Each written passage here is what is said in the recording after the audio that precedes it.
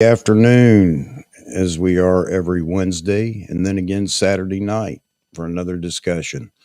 Today's topic is the D500 Mirrorless coming soon? That's a good question. I want to entertain your thoughts on what this new APS-C camera is going to be. We're pretty sure it's an APS-C camera, but looking forward to your thoughts on what it might be. I know what Nikon Rumors has reported. Frames TM has been also talking about what he's heard.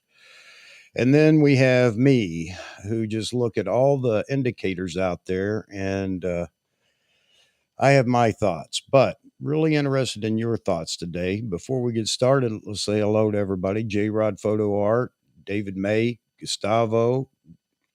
I know we've got a bunch of others that are in here. I've seen that quite a few were waiting for this to start.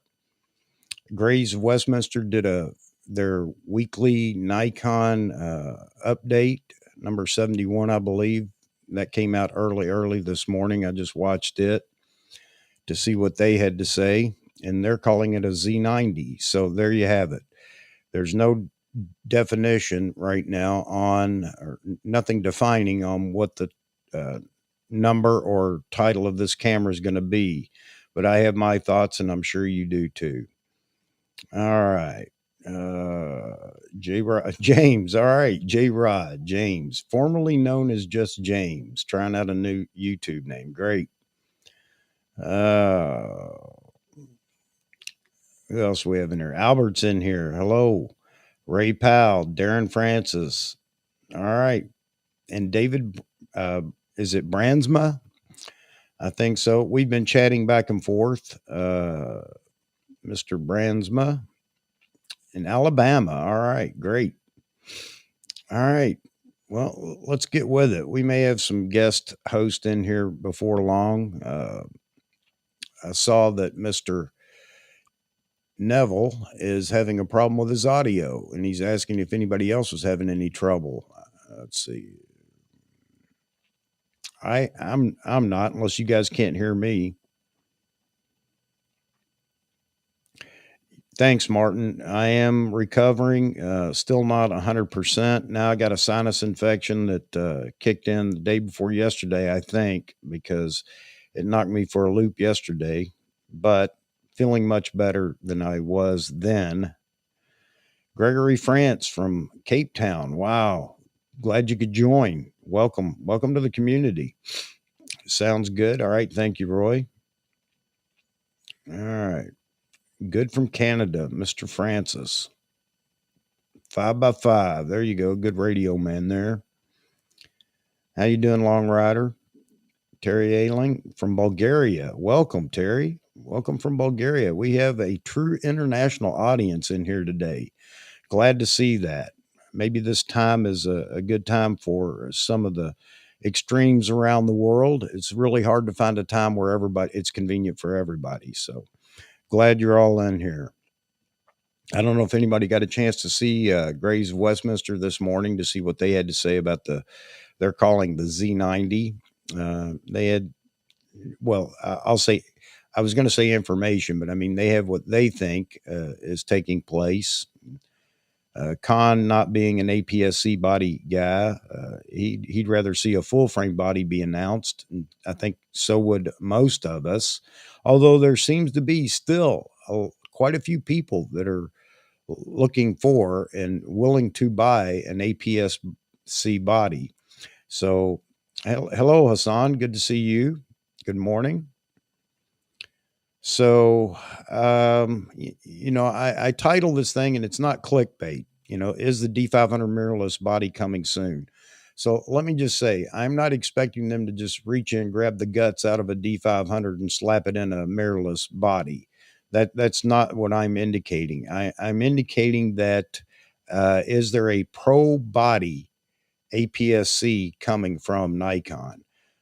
Early indicators want to talk about it being just a entry level APS-C affordable body for general consumers, so on and so forth. And I know that a lot of the people that want APS-C don't want that.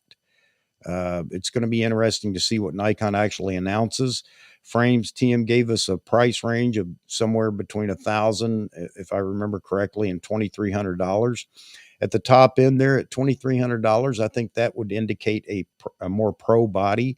So what I'm looking for, if it's going to be APS-C, is that pro body APS-C camera like the D500. And I think that would be very appealing to a lot of people, maybe even some pros. I don't know. But weather sealing, of course, just like the Z9 and all the other pro bodies. AF that's coming out of the AF capability coming out of the A9 Z9 technology, now trickling down into lesser bodies. So we can go well beyond that and talk about the video capabilities and everything else if you guys would like. But before I continue on what I'd like to see in this camera, because first of all, I'm not a big fan of Nikon going to APS-C or back to an APS-C camera right now. And the only thing that would make me happy about launching an APS-C body right now would be that it would be a pro body like the D500, hence the title of this video. So, all right, guys. Let me see. What do we have in here? So, James, you think that Nikon's on the right track? Well, let's see. Nikon just needs to get moving. Well, I would agree that they're on the right track if we're going to a pro body APS-C camera. My fear is it takes away. How much production does Nikon have right now? I mean, look at the delays for the Z9. And I understand all the issues that are tied into the delays and everything. However, will a APS-C body further that delay on even the Z9? I would rather they had at least gone the full frame first and trickle some of this technology down into a body that most people are hoping for, and that would be the Z8 or whatever it's going to be called, the D850 equivalent, or however you want to look at it. I would hope that that's where their the next production model would go. Because right now, I know that they're struggling to get these cameras out in the hands of the consumer. I think that if you think the Z9 was in high demand, man, wait till the Z8, if that's what it's going to be called. Wait till it comes out.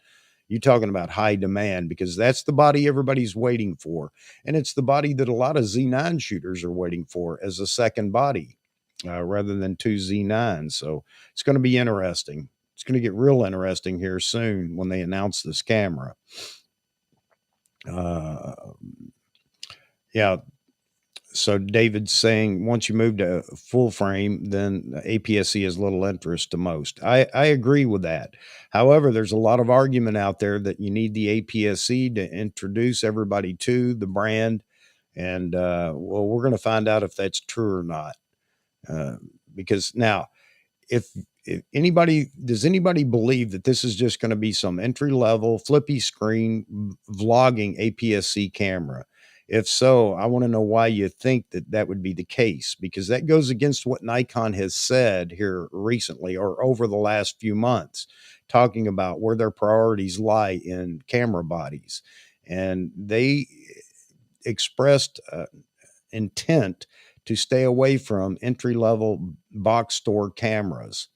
That's why I have my doubts that this is going to be something really small. You know, I won't say not, it makes Nikon a liar, but it goes against exactly what they've been talking about and all their market view and projections for the future for Nikon. Yaman. FX all the way. I really believe that there is a demand for DX Pro Mini Z9 kind of body. I would agree with that, Yaman. Obviously not a DX and APS-C form, but bringing that technology into that body. I agree with that. And I think that that's what we're going to see here. I think that's what Nikon needs. If they're going to go the APS-C route, it has to be a pro body with a deeper buffer and better AF using the latest technology that Nikon has for AF just to compete. And that may be something that will help people that are waiting for a Z8. There could be a Z8 with even more technology than what's in the Z9 that's being developed right now. And this may be a stopgap just for those that are complaining and waiting. It's not going to make everybody happy, but it will show the consumer that Nikon is serious about this technology and getting into the hands of the shooters. So maybe this is a good deal if it is a pro body, that is. All right. Yeah, I agree. If you want a vlogging camera, get the ZFC, and that's a great little camera. I think everybody that has it really enjoys shooting with it.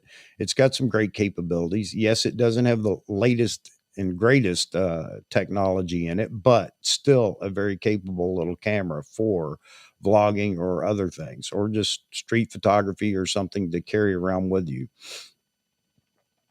So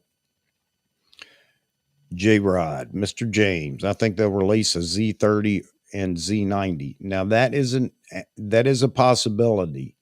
But again, I don't understand Nikon going down the path of bringing in a very low priced entry level APS-C camera. However, they could surprise us with both. That is a very good possibility. I know that Peter over there is trying his best to get all the information he can on the camera. So when Peter makes a call like Z30 replacing the Z50, I think this is a little bit of speculation on his part based on the information that he's getting from somebody that's leaking information that's in the test pool with that camera. And understand that if there are two cameras, then there are going to be two sources you're going to have to tap into for information about the second body. And there just may not be anybody talking about that yet. So it is very possible that there will be two cameras, two APS-C cameras. But now I'm really a little bit disturbed because how much production does that take away from full frame bodies, i.e. the Z9 right now, and any other full frame body that may be in production or at least be in development? We're going to have to wait and see, I guess. Maybe a ZF body. Yeah, I doubt that. I, I it could be, but I doubt it. And back to David again. Never really thought the D500 was a pro body. Yeah, the D500 has all the weather sealing and everything and it was the baby to the APS-C version in its own way to the D5. Deep buffer, pro build, heavy magnesium frame, and a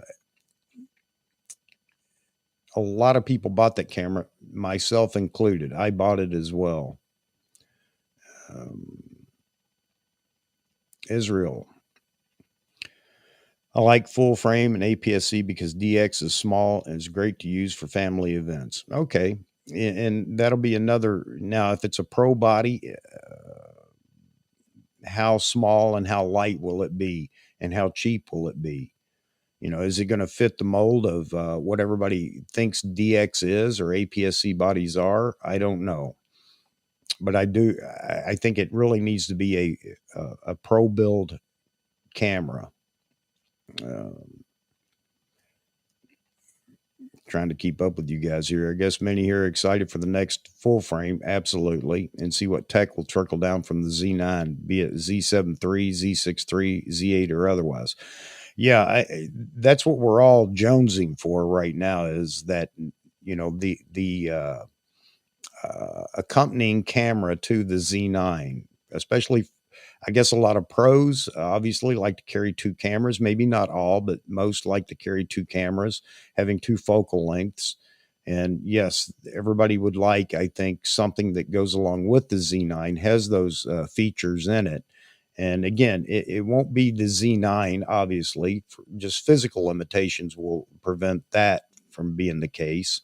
But the Z8, or if it's a Z7 III or Z6 III, whatever it happens to be. I'm curious to see what Nikon comes up with, but they could be in development right now on that next full frame camera that complements the Z9. Excuse me, folks. You'll have to put up with that from time to time. Um, yeah, I still have my D500, David.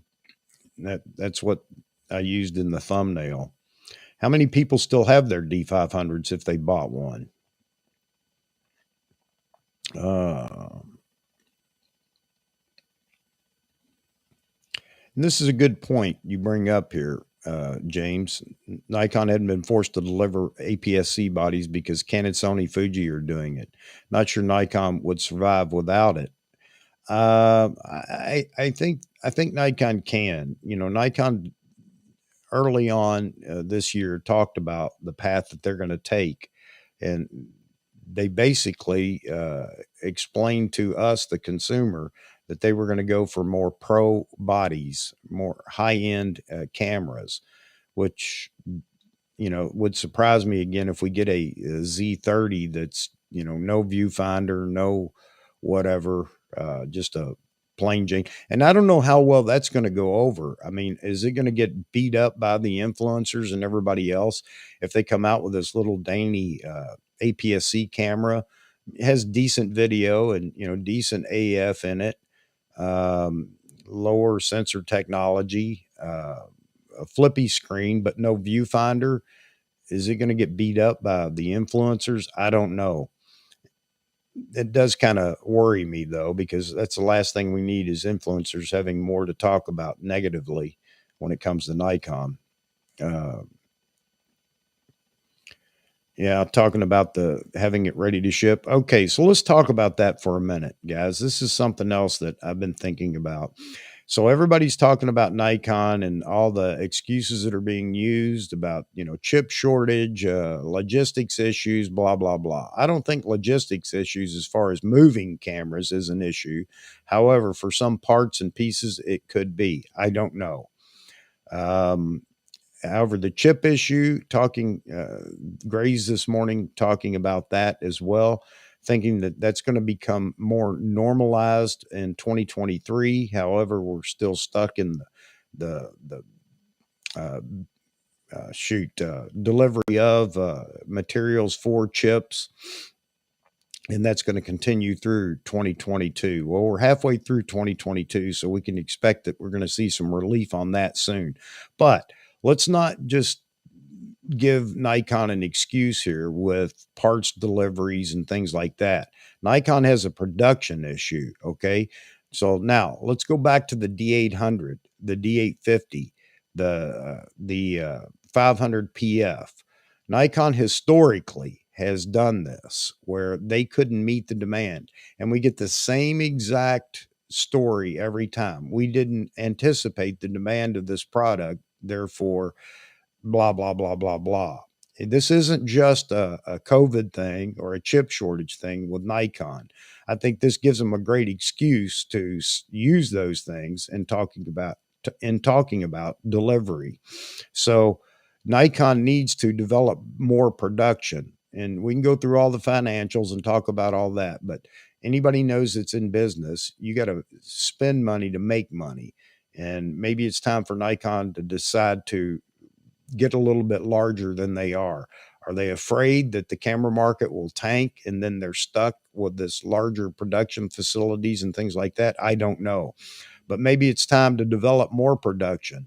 Obviously, the demand is there, so they could sell the product if they could just get the product to market. So I'm not giving them a pass for chip shortage and COVID and everything else. Yes, I know that other brands are not delivering immediately as well. However, they seem to be doing better than Nikon when it comes to deliveries on products. So, what say you guys? Uh, let's throw this in here. Michael will address that. Let's see. No one's saying this, so I will. Could it be a point and shoot camera like a Ricoh? Those are popular cameras. You can take them everywhere. I think most people or most manufacturers, camera makers, are steering clear of the point and shoot market. I'm not saying that it couldn't work, Michael, but the big threat is camera phones right now. And I think they see that as the writing on the wall for the point and shoot camera. I mean, it's a possibility, and we're going to find out here pretty soon whether that might be the case. But I think everybody's steering clear of the camera phone market. Um, and I think that was part of Nikon's decision to concentrate on higher end pro type cameras. I know it doesn't do anybody any good that's in the entry level first time buyer, uh, but and that's a conversation for yet another live stream. Gustavo talking about APSC doesn't make sense. One DX and one FX is okay. Um, yeah, yeah. Again, I worry about how much it takes away from a full frame production camera.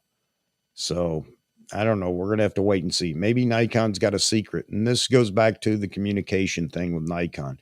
And I'm not saying you give away all your secrets, but there's a way to communicate with the audience out here and let them know that you have their best interest in mind and that, not to worry, that we will definitely, uh, see the cameras that we're looking for.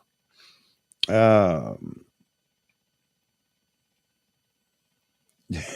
Mute button's a wonderful thing. Yeah, with the cough there. Roy still has his D500. Still in love with my D5, D850, and Z62. Yeah, Darren, I'm not rich. So I just can't continue to collect cameras. So I had to sell my D5. That was part of the money used to purchase the Z9. I do miss my D5 though. I honestly do. And that camera didn't get rave reviews initially, the D5, if you remember. However, it turns out it's been a fantastic camera, and I wish I still had mine. I still have my D850 though.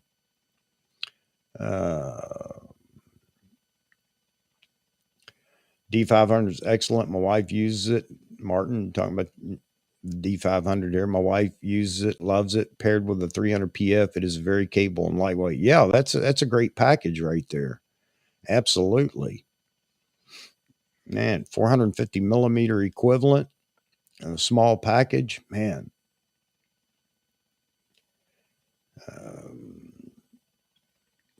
Roy talking about D500, still a great backup for the D5 D850. I agree. That's why I haven't sold mine just yet. However, I haven't used it in a while. I used to shoot it quite a bit, but I haven't used it in a while. Yeah, all the old cameras are still great cameras. And I was having a conversation this morning in a comment that you guys can read on the last live stream about that. Pros tend to wait until they justify a purchase, and it typically means that they've anticipated how it will pay for itself. Hobbyists don't care. Hobbyists, if they have the money and they want something, they're going to go buy it. And I think that we overlook that quite often. I don't know why we see pros as calling the shots on everything that a manufacturer does, when honestly, I think that it's the hobbyists out here that keep the manufacturers in business and keep the technology rolling. Um,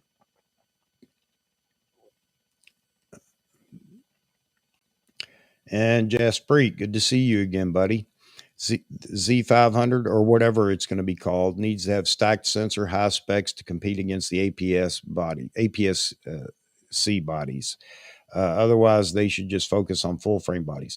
I agree, and I think that this is what tipped me off that we might see a APS-C body when Canon announced the R7 and the R10. And if you guys haven't looked at those cameras, then it's hard to understand what we're talking about here. And it's also, you can't really weigh in and start bashing those two cameras. Both cameras look okay. They look fine. I mean, I'm not going to bash Canon. However, the R7 is more oriented to the photographer than the R10. I think the R10 is more oriented to the vlogging crowd. So, hey guys, we got our guest host just jumped in here. He looks like he's down in the Bahamas somewhere. Everybody, welcome the rock and roll photographer. Welcome. Hello, You look like you ought to be down in the Bahamas. with the cigar, huh? Yeah. How you guys doing today? Good. Going well. T-Mid, you're in here. T-Mid, are you just taking a break from work, or are you off today by some chance? Go ahead, Vahagan. What's going on, man? Yeah, just chatting up this camera that's about to be announced, That's trying to cool. figure out what it is or what everybody wants and everything else. And a lot of comments, of course. I think everybody has their desire. But back to Jaspreet real quick. Jaspreet, I agree. And I think this is going to be Nikon is going to announce something that has a deeper buffer and the new technology AF in it. I mean, it almost has to have that in it or forget about it. It's just a waste of time, in my opinion. Hey, is my mic sounding good? Yeah. I have the trouble. I gotta upgrade my mic system now. Yeah, man. Everybody Well, get on the Hagen. Tell him. He needs to get him a mic. I spend thousands on lenses, but I don't buy a mic that's gonna cost me like $100. Yep. Let me skip on down here, folks. I'm going to miss some of your comments, but so be it. You're sorry about that. Yeah, a What's lot of going good on, man? comments in here. I just want to say hello to everybody. Thank you for yesterday's stream. It was good. Yeah. Well, everybody always enjoys you being in the middle of a chat. Awesome, man. Yeah, man. I didn't catch Westminster's video, but I think the buzz around Nikon right now. Yeah. Well, Good. and this, Nikon needs this too. Actually, they need something because the Z9 is fading as far as YouTube content. So, I'm sure Nikon would like to get their name back in the news and maybe on something different. So, the timing for this is good. It just depends on what they're actually going to announce. Hey, Agnetha, what's up? Agnetha, good to see you. Uh, Talking about the Z9 sensor is by Sony. Yeah, and I'm not even going to fight that battle anymore. If people are ignorant and don't understand how that works, then so be it. I can't convince them otherwise.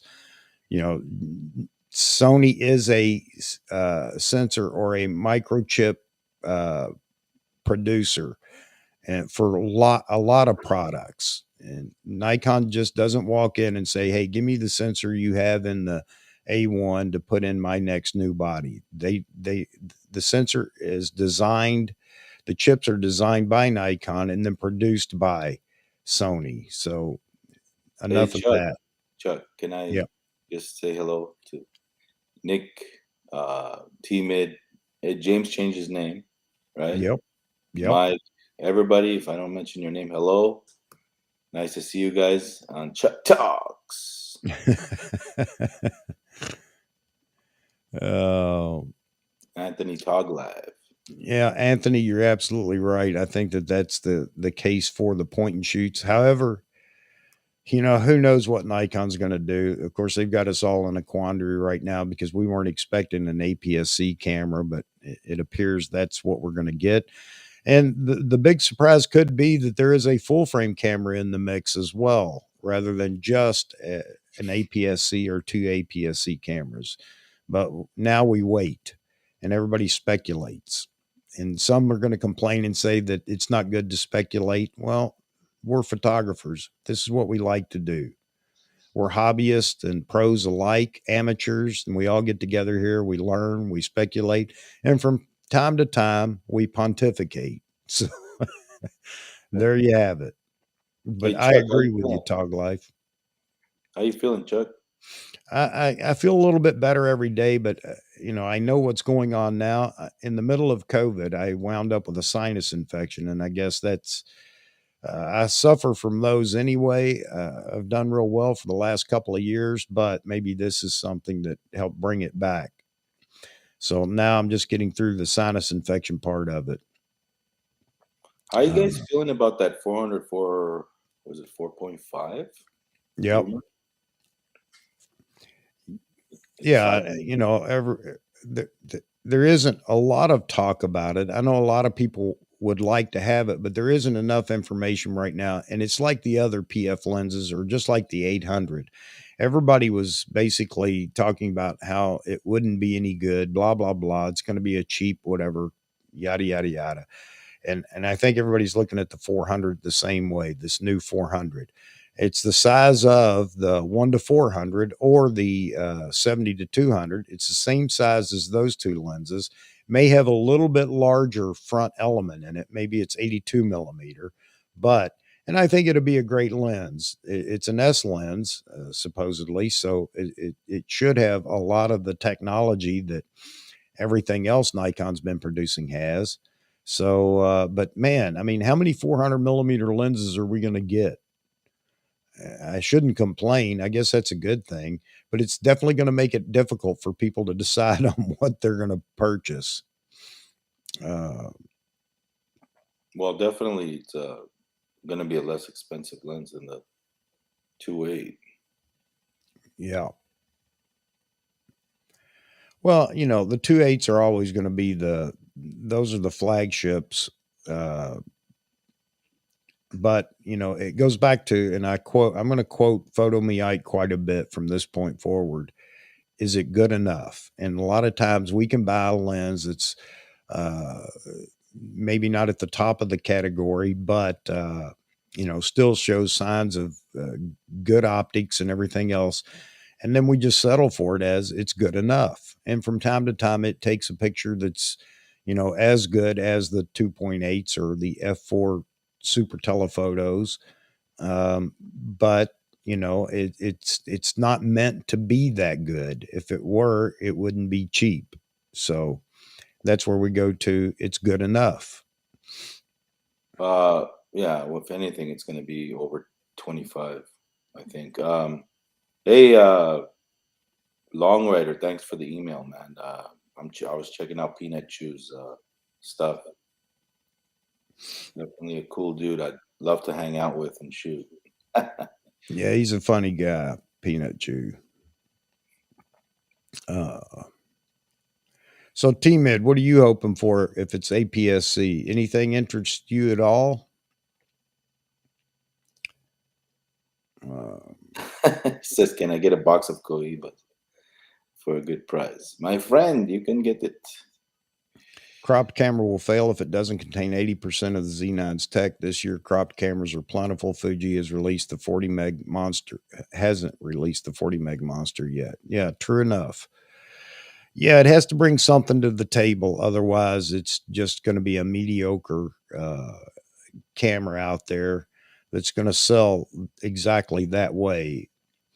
I just expected Nikon at this point because you know, they started out on a roll with the Z9. All the hype was right there. And then immediately, or not immediately, but now considering an APS-C camera. So it definitely has to bring some of that technology from the Z9 to the this APS-C body. It's going to be interesting to see what it actually has. Jumping on down. T-Mid says he owns a bunch of point and shoots. There's always a market. I don't know. I don't know, T-Mid. I don't know if I agree with that. There may be a market, but I think it's a very small market, at least nowadays. Camera phones just are too plentiful. There you go. There was a new video out on a review of the 800 from India, I think, recently. Yeah. New review on.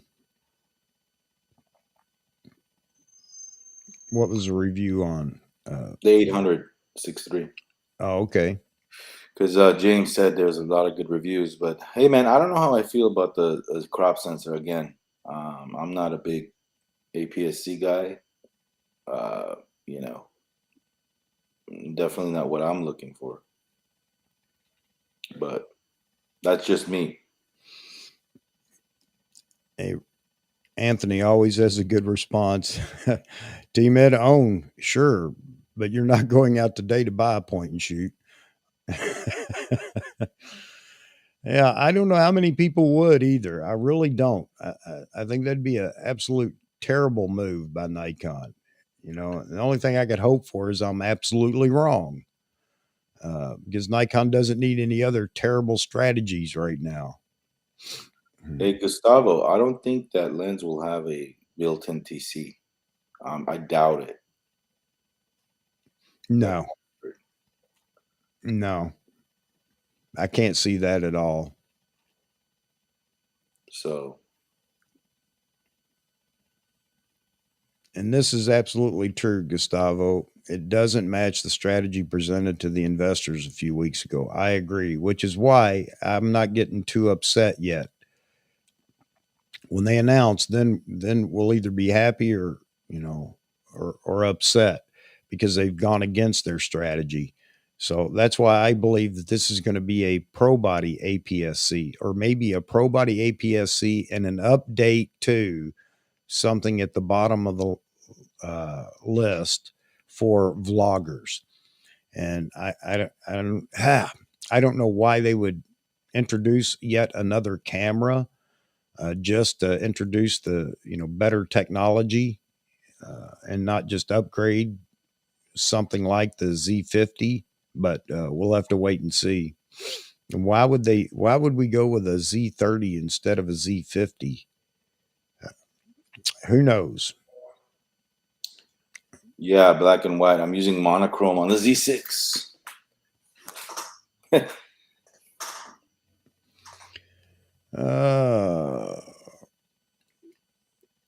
So talking about this, and guys, we're not going here today. We've kicked this dog until this dog can't breathe anymore. And you know, Josh made his decision. You either agree with it or you don't, and you either follow him or you don't. I follow him for his content, and I don't care what he shoots, because I just don't have time to, you know, go down that road anymore. Hey, Albert, this is a tribute to Monochrome Memoirs. Remember that channel?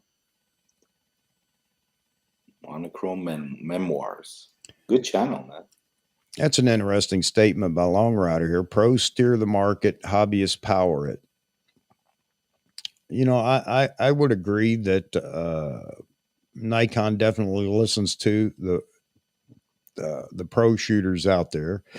Um, However, I think they listen just as much to some of the hobbyists as well. Maybe not all that the hobbyists come up with, ideas that the hobbyists come up with, but you know, Nikon needs to, if they don't already, realize that that's where their sales are, is in the hobbyists. There aren't enough pros that are buying, you know, pro gear to keep the manufacturers in business.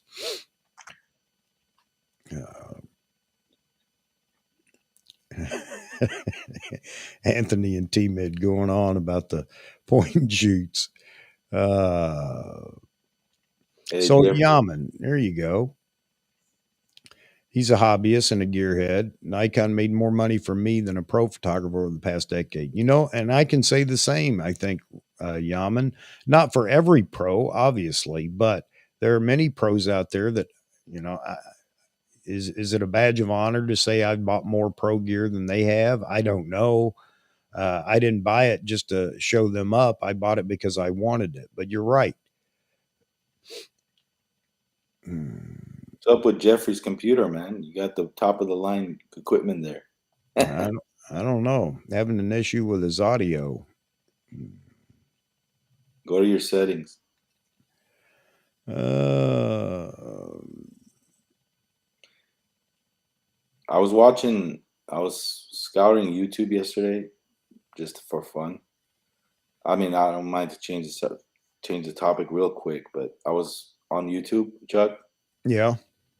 and came across this video where everybody was just, uh, you know, telling the viewers what they use for their camera setup. Yeah. It was a Gerald Undone video. I don't know if you watched that video back in 2021. Hmm. Like about 40 YouTubers.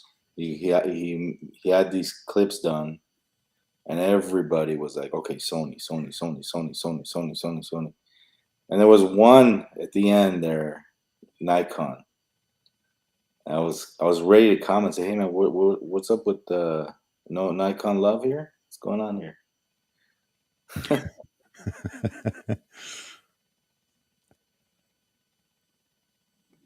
Nikan in here with us. This is the busiest man on earth over in Ireland. A workaholic. He can never spend time with us.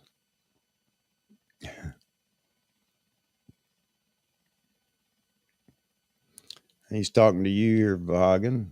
You may have seen it. Yeah. So I was just surprised that like there's so many Sony YouTubers use just Sony. Why is that? Is it because they're just seeing somebody else use it and they're just following suit, or? Yeah, I think so. Man, this will be a history lesson someday, figuring out what happened in the launch of the mirrorless cameras. I mean, when Canon and Nikon decided to join, um, I don't know. We've been over this before. Uh,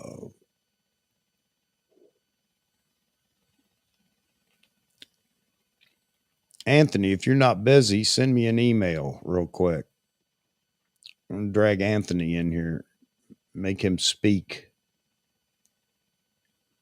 By the way, anybody would like to, going down the list here, anybody would like to call in and speak it rather than type it, let me put the number up for everybody. I'm looking forward to that D R sorry, the Z8, man. That's what we need. We Yep. need Z8. And you know it's coming. You know it's coming soon.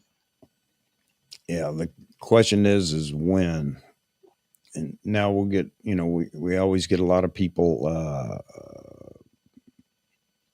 we always get a lot of people that want to take up for Nikon and say, give them time and blah, blah, blah. No, no, no, I'm not giving them time. I think this is the time for Nikon to determine what they want to be, a camera manufacturer or a niche market. I'm just curious to see how many of the people in the audience have seen that video, because it's just interesting to me. Oh, I use a Sony A7S. Oh, I use a Sony RX3 or whatever. And uh, it was just like this one girl. I was like, "Oh, go, you go, girl." Z6, and it made it. You know what it sounded like? She was apologizing for using a Nikon. It was just so. I wanted to like get in there and tell her, "What's wrong with you?" Like, if you watch this video at the end there, I was ready to comment, say, "Hey, Gerald, what's up, man? No Nikon YouTubers, no love." And then, sure enough, the last YouTuber to come on, and there was about 40 of these guys, okay, all the famous ones. And this girl, she's like almost apologized. Well, I'm using a Z6, not confident. It's like, man.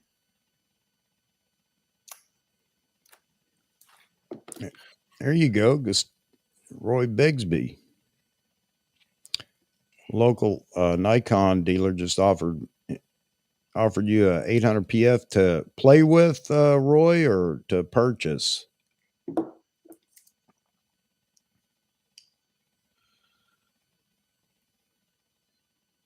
There you go. Good point, Ray. Agree.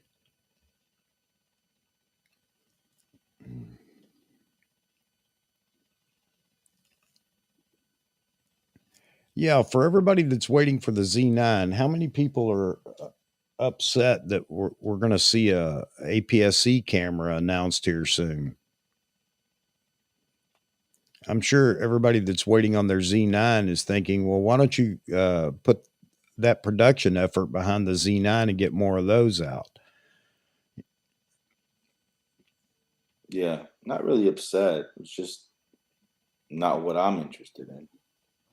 But there's Yeah. people out there that might want that.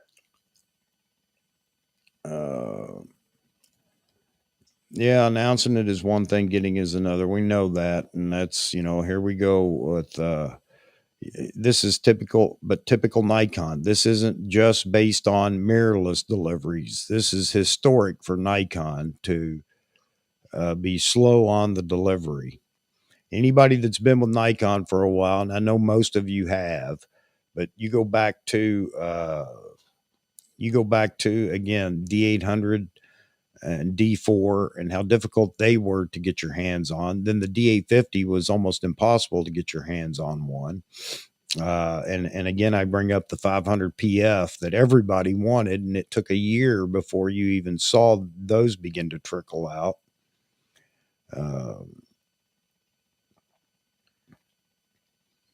Does anyone know? I do not. The OM1, the new OM1 is supposed to, I thought. We're on live stream knowledge. Yeah. And there still are micro four thirds shooters. What are you talking about? It's 2021. When did the Z6 come out? The Z6 II. Just responding to Jasper. Well, the Z6 followed the Z7, which didn't make me happy because I wanted the Z6 from Jump Street, but the Z7 was the first to launch. I think Nikon Z lenses are so underrated. Like everyone, like hardly anybody talks about them on these YouTubers. These lenses are great lenses. Yeah, this came out a week or two ago. A Sony engineer talking about it. I noticed that Matt Irwin just picked that up and dropped a video. It's about a couple of weeks ago, so that's been discussed quite a bit. I think doesn't have to. I think this has to do with like software and what it can do. Yeah, it's all computational photography. Yeah, I don't think. I mean, there's no way. I don't know. I don't know about that.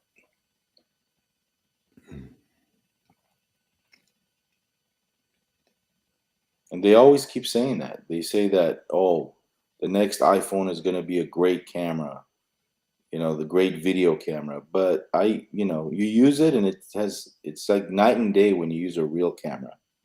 Night and day. Yeah, Joe, that's been, yeah, that irritated me going all the way back to the launch, talking about 1.8 lenses and they're not professional. I don't understand. How do you grade what is a professional lens, first of all?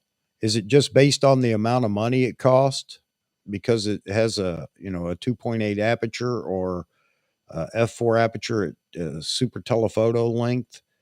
I don't know what a professional lens is, to be honest with you, because just seems that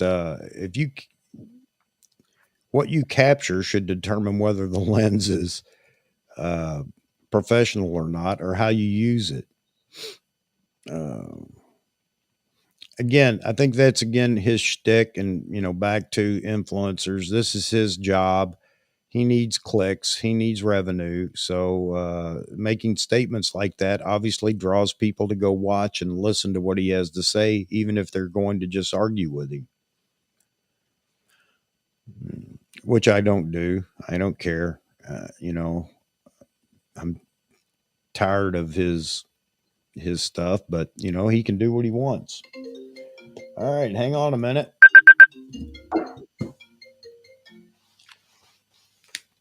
And hello. Hang on. Go ahead. This is Mark Weston. I want to add my 2 cents about some of the things that are being said. Professional cameras and stuff like that. Jared said that it's like if you don't shoot with a 1.2, it's not a professional lens. And I'm going, that's all he cares about. And I'm going, that's stupid. Yeah. And I must compliment Bob Hagen for his excellent review of the 105 versus the 70 to 200. That was a great review, and the pictures. I was hard pressed to tell any difference between the images on that. To say, like Jeff said at the end of the discussion one night, that, it's still a macro lens. That's old thinking. That may have been true 20, 30 years ago, but with the advent of, lens technologies that are being used today, that isn't true anymore. Yeah. No, thank you very much. Did you hear Vahagen? Yeah, thank you. Who is this? Mark, can you hear Vahagen? Yes, I can hear him. Okay. He sounds like he's in the room. Yep. Yeah, he said thank you very much. Well, it's true. As they say, you can't have opinions about the truth. Well, I want to thank you for the compliment, and I'm glad you enjoyed that comparison review, man. What did he say? He said he wanted to thank you for the comparison review and your comments. Well, it is. You need to have a kudo every once in a while. Yes, everybody. Yes, sir. Everything. And just remember something about Sony Pictures.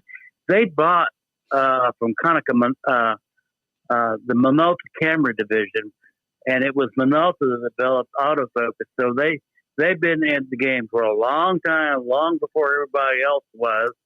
And then they just put, and they probably had already in the pipeline the mirrorless function. So it's, you got to think about that in history where it is.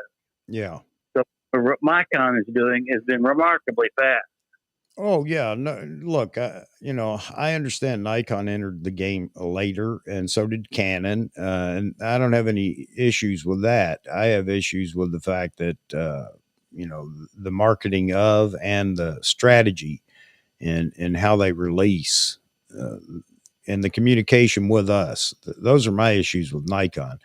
But yeah, their technology is caught up faster. They've developed more than Sony was able to develop. However, they may have had a leg up considering that they had Sony to look at. And I'm not saying they copied Sony, but they had Sony to look at. So did Canon. And I think if the truth was told, they both used all the experience that Sony had in the market as as an aid in their development of their mirrorless cameras. So, but yes. I understand.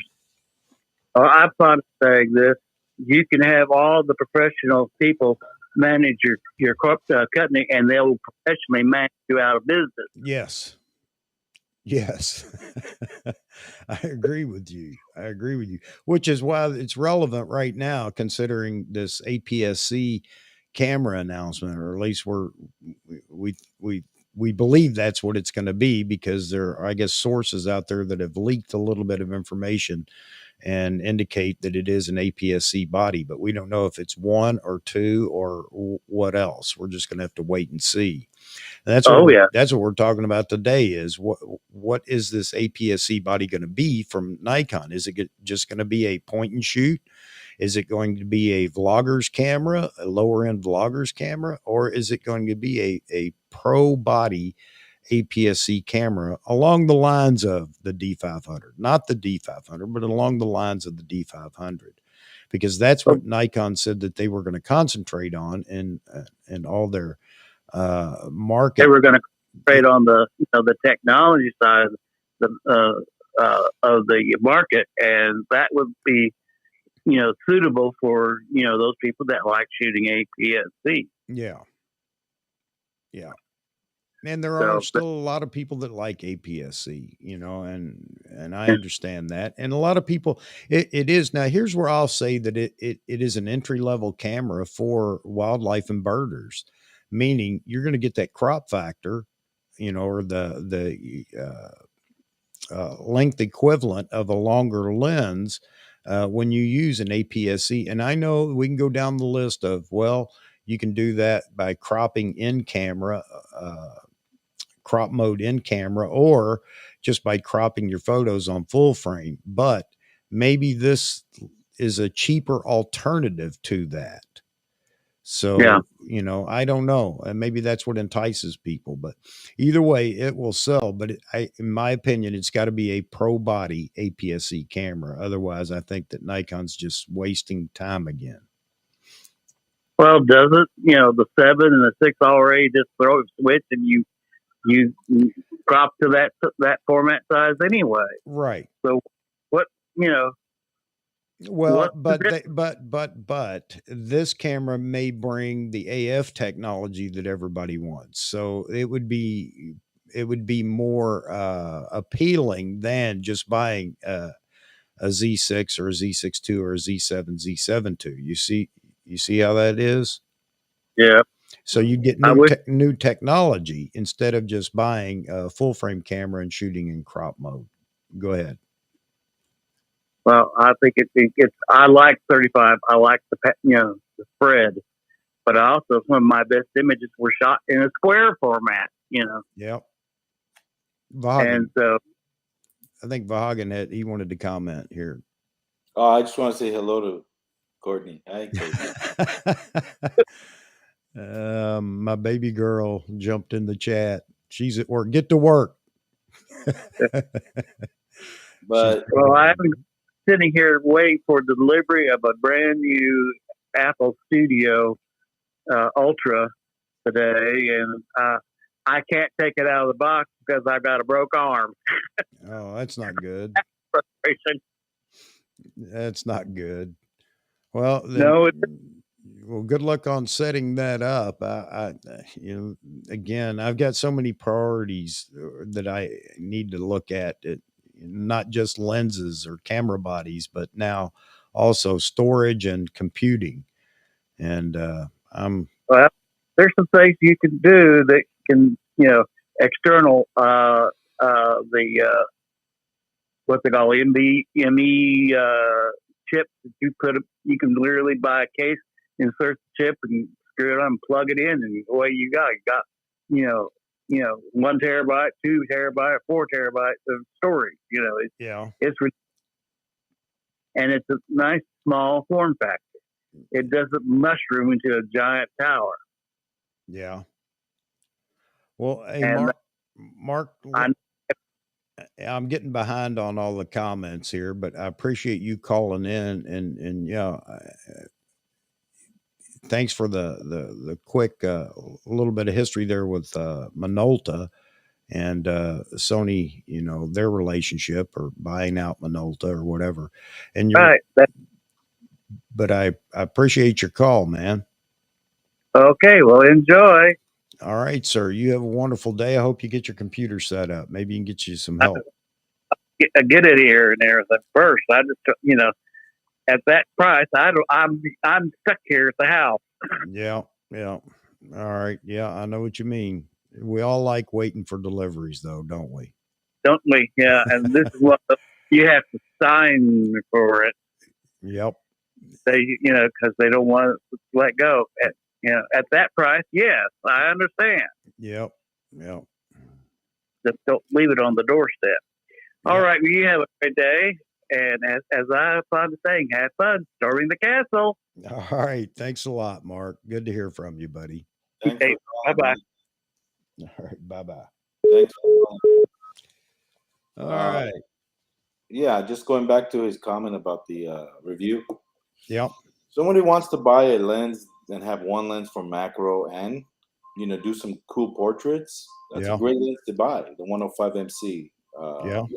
Obviously, I'd go with the 7200 for portraits, just because I like the look of that lens more. I like the magic that lens produces. It has this glow to the images, and it's sharp. The bokeh, 200 millimeters, more compression. But, that's a $2,500 lens or more. So if somebody does macro and wants to do portraits and just wants one option, that's a great lens to buy. And it's not that big. It's not that heavy. Sure, you're gonna have. I don't know. What's your take on the background? It's sharp. It's very sharp.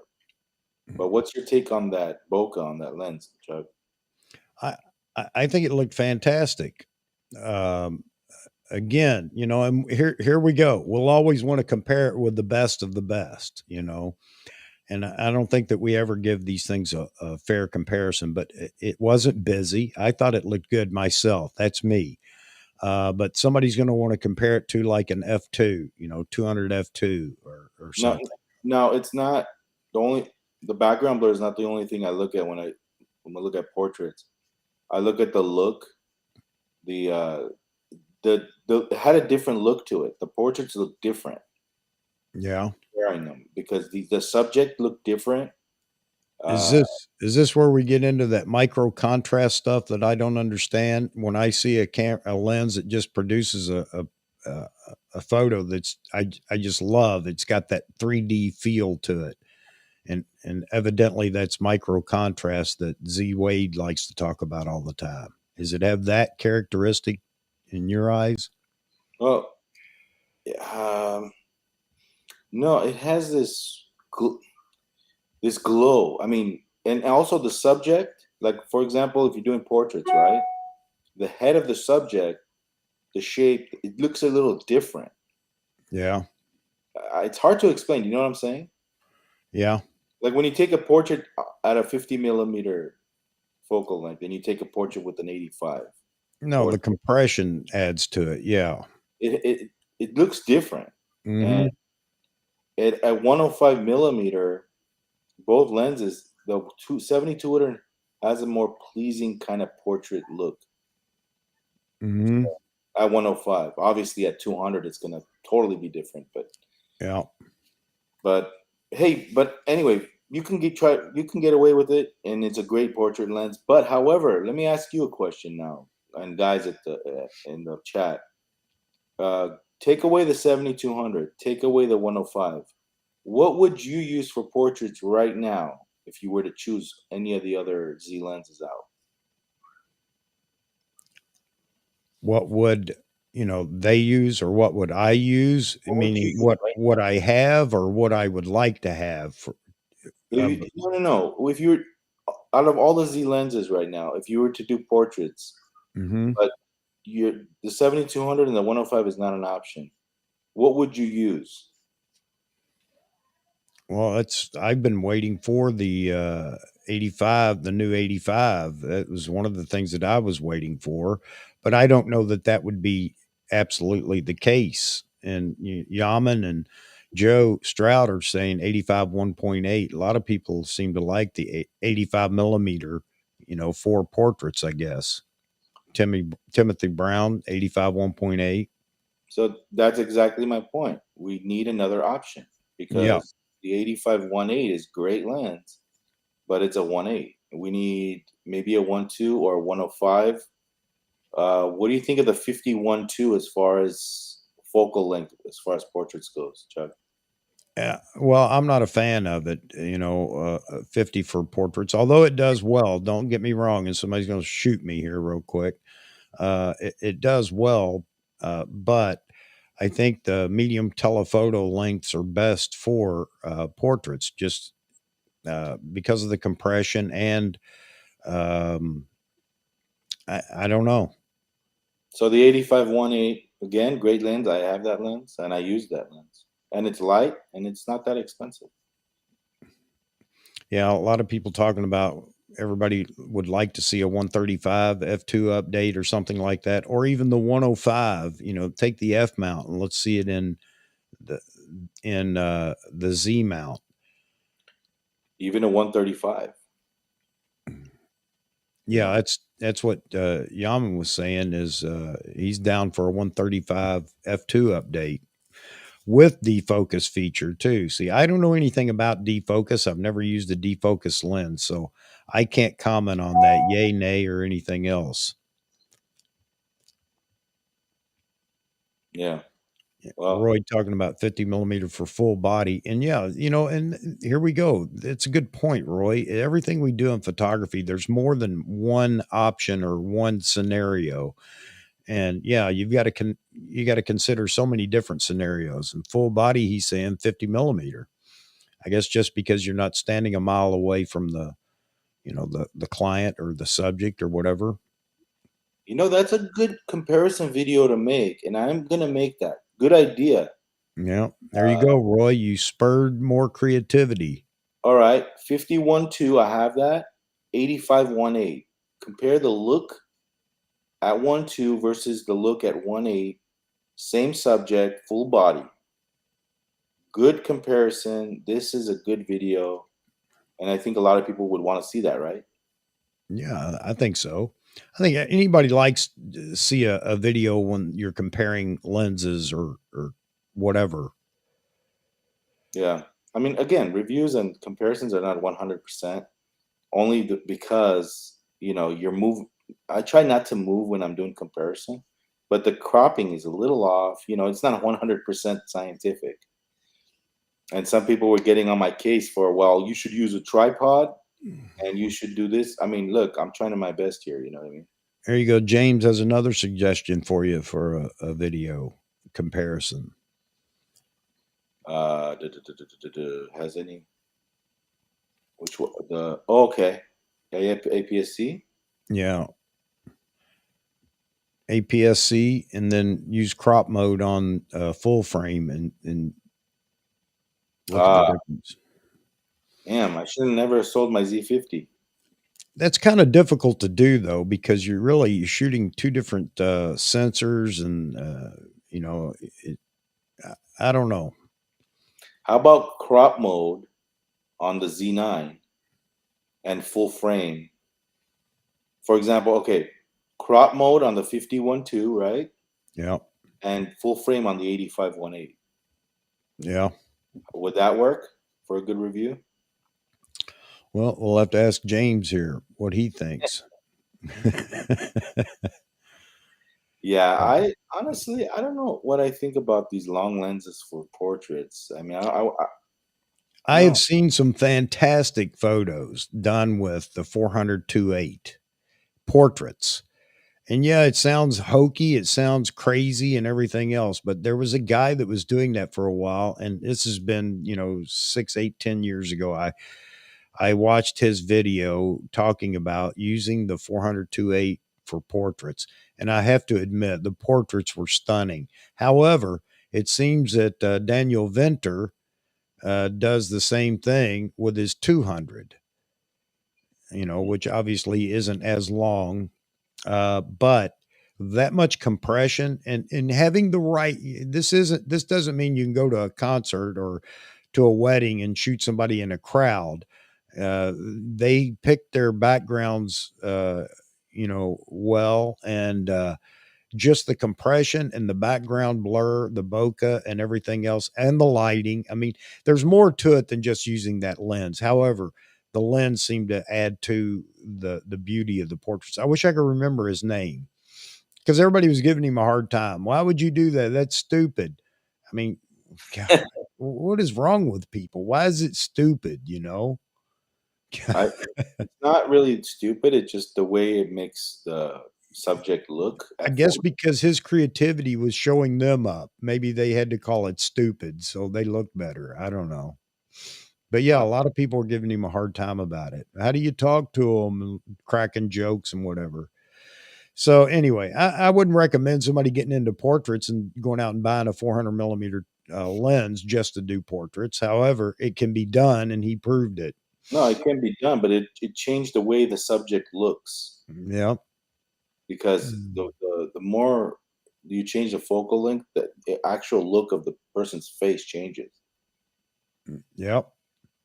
You know, So, Hero, was it hilarious just the fact that they were using the 600 for portraits, or did it actually make the photos hilarious? I mean, how did the photos look that they took? Just curious. um, now here's the thing with the 85 1.2. that's coming out. They need to bring that out as soon as possible. I don't know what the holdup is. Yeah, I don't either. Well, it's creating every 400 imaginable. Why? You get you have more of a market share with these type more people are going to use the 85s. Yeah, it's funny because people talk about Nikon doesn't have a lens lineup. Show me another brand that has as many 24 millimeter and 400 millimeter focal length lenses, whether it's part of a zoom or prime. Nikon's knocked it out of the park. What did Canon do from day one when they announced their RF? They started with the f2s. They started with, great aperture lenses. What Yeah. did Nikon do? 1/8. Now, they have to put out these lenses because a lot of pros out there that do weddings and they'd love to have this 85 or do portraits or do. So, that's again, that's marketing strategy again, Vahagan. And what Nikon wanted to do was put out affordable lenses so people could buy lenses, as they buy into the Z line. Okay, good idea. Guess what? Didn't work. I'm not Yeah, saying they should never have made the 1/8s. I think they're fantastic lenses, they but should have. they needed showcase lenses and not the 0.95 Noct lens. That was just to showcase the capability with, their lens making with the new mount. That could have been later, but yes, I agree. Canon didn't get beat up for having a very expensive lens, by the way, for an initial lens with the R system. Yeah, You know, that f2 is a hit. yeah, Like yeah. Zoom is. So it backfired, yeah, because nobody recognized the fact that you could go buy two Z lenses for the cost of that lens alone, the 28-70 f2. They just fell in love with that 28-70 f2. And Nikon didn't follow it up with, okay, let's get some real nice glass in here, not just the 1.8s. Nothing wrong with the 1.8s, reasonably priced and everything else. But you're right. Now everybody's jonesing for this unique glass, I'll call it. It's not the focal length that change it. It's the look of the image. I look at the look of the image, man. Yeah. Whether it's focal length or distance, I don't care. It's the look of the image I'm seeing on the screen. That's what I'm trying to say with that. Yeah. I mean, it just looks different. The person looks different. It adds maybe some, you look slender when you're using a wider lens. Yeah. Maybe. And you just some models might not like that look on the 400 or 300. So let's go back to let's for just a minute. I see the comments going on over here in the chat, and everybody's bringing up some great points. What are you shooting for? Who are you shooting for? Most models, and I'm not talking pro models like runway models or whatever. Most people will find your photos beautiful no matter what. Okay. If you're shooting for commercial purposes, magazine covers and things like that, yes, I understand compression and everything else, distortion and everything else. But even then, distortion can be a good thing. And it may not be true to life, but then again, runway models have never really been true to life either, have they? Why So, why do models like wider portraits? Because it shows less defects. When you have a yeah, portrait close like that, it's just they go, oh, it's too close. yeah, And also, the more megapixels you have, the more they're not gonna like the portrait. It's like, you yeah, gotta Photoshop this. yep. I mean, I know, man. Chuck, I've worked with. I know you do. And, I hear the complaints, man. and we can carry this conversation into the purists who say, I don't remove any blemish or anything or whatever because blah, blah, blah. That's not who they are. Well, again, most women don't want to be who they are in a photo. Yeah, I hear the complaints all the time. They don't care about background blur, color, sharpness. Yep. And remember when you made the point where saying, oh, well, the customer might see the image and not like it, but you might love it, but the customer might hate it and not hire you again. Yeah. So, Yeah. But then again, we take all the fun out of photography when we try to pigeonhole everybody into one technique or whatever. You know, it's photography, it's creation, it's creative. You do what you want to do, and don't let anybody, unless you're a commercial photographer, and you're probably not going to be one long if you're not adhering to all the typical, you know, commercial guidelines and everything else. But you know, don't let people talk you out of what you want to produce. If you like it, then that's what matters. Unless you're making a living and you have to change, then I understand. Otherwise, just do what you want to do and quit worrying about how everybody's going to critique your photography. Yeah. And also, this is why you should probably use a 24 megapixel camera when you're doing these type of portraits, because you know, the more detail, the less you're gonna like it. I mean, if they have, you know, trust me, man. I dealt with brides that really, it's so much detail in the picture that they didn't. You know, you end up doing so much editing that it's like kills time. You know, so Yep. Yeah, and Joe's talking about Joe Stroud. Wider angle lens makes them look slimmer, depending on the poses. Yes, and how you actually pose them.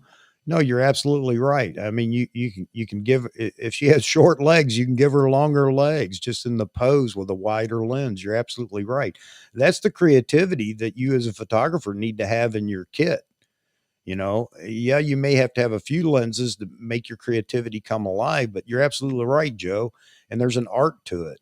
And that's what makes a real photographer, is being able to choose that. I just watched Joe McNally. He just dropped a video talking about how to pack for a trip. And in there, he's talking about wide versus telephoto lenses and why he carries both and what he uses them for. So you're absolutely right, Joe. And I've done that before. Actually, shoot a little bit lower, which you're not supposed to do with women, and using a wider lens and you know, it really elongating their legs, not abnormally, but there's just something about that. And women love that. And I'm not just saying this, you know, to pick on women, but I mean, let's be honest here. My wife, if I take a picture of her, you can bet it's not, there's no way that I'll ever be able to show that lens without doing some editing on it, because women just want to be seen at their best, even if their best is through Photoshop. yeah, that's why a lot of people, a lot of guys I know, they use a 50 millimeter because I guess that's their focal length for portraits. I like the 85. I think it's perfect focal length for portraits. But Joe's saying that's why the 50 millimeter can be a good choice for portraits. I agree, but you know, we may all have our favorites, but what I have on the lens sometimes is what I'm going to use, and I'm very pleased with, you know, the portraits that I get with whatever I'm shooting with. And often, and I am a zoom guy. I am not a prime guy necessarily, because shooting events, it just seems that shooting a zoom makes it so much more convenient and you get more photos. At least that's the way I see it. So I'm shooting with a 24 to 70 often, and that gives me all those different focal lengths to work with, you know, all the way up to almost 85 at the 70 end, which is kind of why I was interested and still am in that 28 to 75. Is that it? The lens, the, you know, the Nikon 2.8, 28 to 75. I'm actually still interested in that lens. Anybody else out there have that lens, by the way?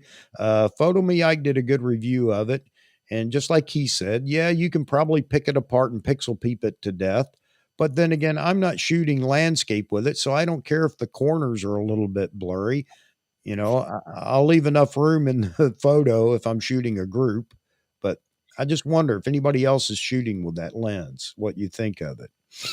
you know, the 35 is a good lens. I don't know if I'd use it for portraits.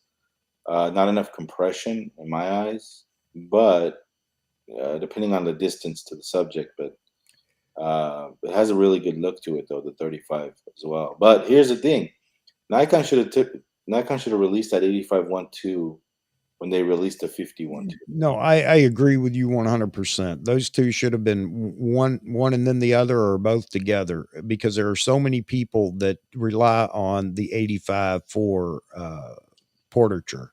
I mean, And they're releasing all these 400s, like you said. I mean, yeah, great, but that 85 is gonna be a money maker.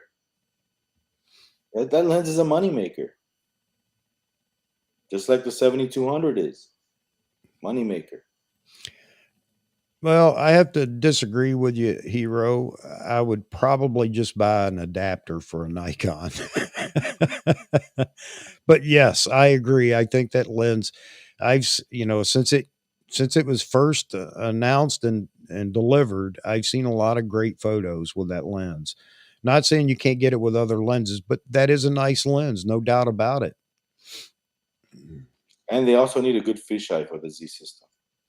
Yeah, well, Jaspreet was talking about, the APS-C camera coming out and having lenses on the wide end. Well, according to Nikon rumors, and Grays may have mentioned this too, I don't know, but I guess we're going to see some lenses announced, or not announced, but make the roadmap for APS-C that are not on the roadmap right now. And the hope is it's just the wide angle lenses for APS-C. There are plenty of other focal lengths and full frame lenses, and not to go overboard on trying to do that. Yeah.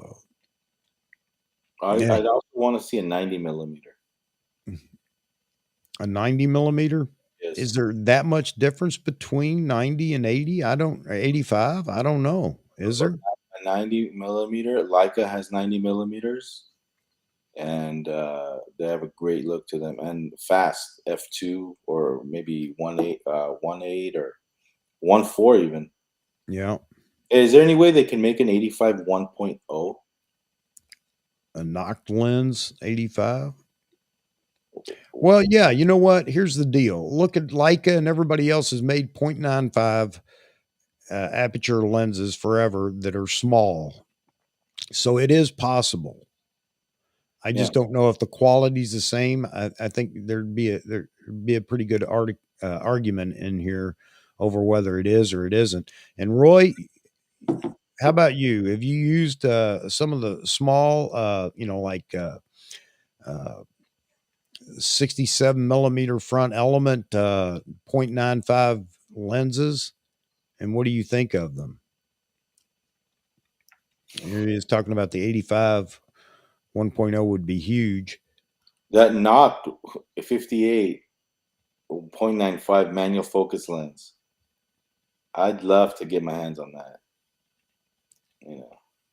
just to test it out. Nikon's first lens. A little bit of history here, folks. First lens, AF lens, was an 80 millimeter.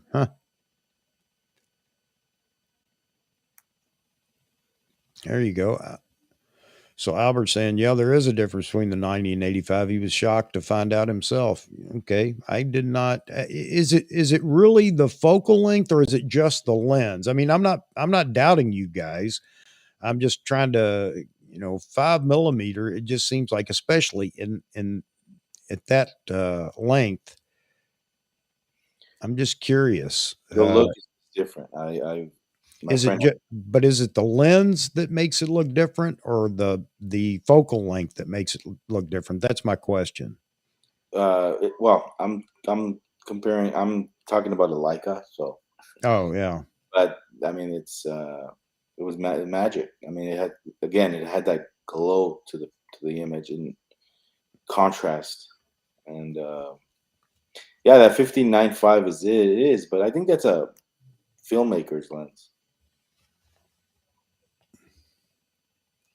I mean, a lot of that goes back to the days of, manual focus anyway. So, but I know that there are quite a few small lenses that have been made over the years, and I don't know all the names. I'm not a historic lens person, but I know that there are plenty of 0.95 knocked type lenses by different manufacturers over the years. and they're not giant lenses. So I'm just, where's the compromise then? Well, bottom line is that the 85 one, is it 1.2? Is that confirmed that it's a No, it 1.2? is.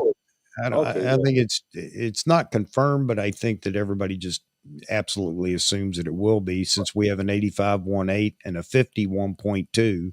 It better be a 1.2 Yeah, minimum. If yeah. they lay an egg with the 1.4, I'm gonna be so disappointed. I mean, the point of having a larger mount is to have these lenses. And if they come out with a 1.4 85, I mean that's can't have that. Seriously. And we're back to that, because that's been the big talk too, with all the other primes that we have that are at 1.8. Any other primes, are there going to be will there be a 1.4 version of it, or will it be a 1.2 version, or are they just going to skip both and leave some of these primes at 1.8? Well, when you look at the roadmap of lenses and you see kind of what the shape is going to look like, the shape is outlined. And I don't know how accurate that is, but the 85 shape, it's shorter and a lot fatter. Yeah. And I'm assuming it better be a 1.2 minimum. Well, yeah. And was it Roy that brought this up a little bit ago? I don't remember who it was, but talking about AF, like the 50.95 or 58.95 knocked, being manual focus. Um, how much is it going to take to put AF in some of these bigger lenses? Um, Yeah. And I mean, that's 8,000. I mean, I don't know who would buy that, but as far as back on the 85 thing, and don't price it over 3,000. That's just no. that's another good question, is what will it cost? Don't price it 3K. That's too much. I'm talking more on lines of like 2,400 bucks, something like that would be. I mean, even that, Well, even there you go, and I can start a war here real quick by saying, is it are APS-C lenses for the new APS-C camera going to push back production on, like the 85 that everybody is waiting for? yeah. That, like I said, that lens would get me excited. Even more than the 51 too. Here's a good question from Jeff, talking about the difference between 1.2 and 1.8 for portraits. And he just, he says, I'm not a portrait shooter or a people shooter. So is there There's a much difference? yeah, there's a video I put out between the 51.2 and 51.8, but this was done way before I owned the 51.2. You can you can see the difference. Yeah, there is a difference. Compression, background. And you know what the surprising thing is on the 50? At 1.2, it's sharp. It's sharp. So wide open.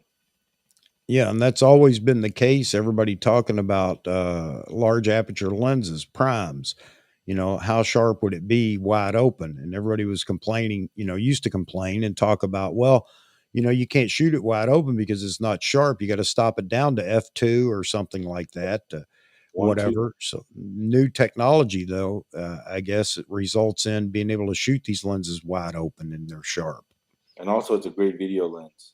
I Mm. mean, you have the Z9, right? Let's say, or the Z8. You're doing slow motion. You want that 51.2, man, beautiful imagery. And also, uh, the 1.2 50 millimeter is priced at. Is there a rebate right now for that lens?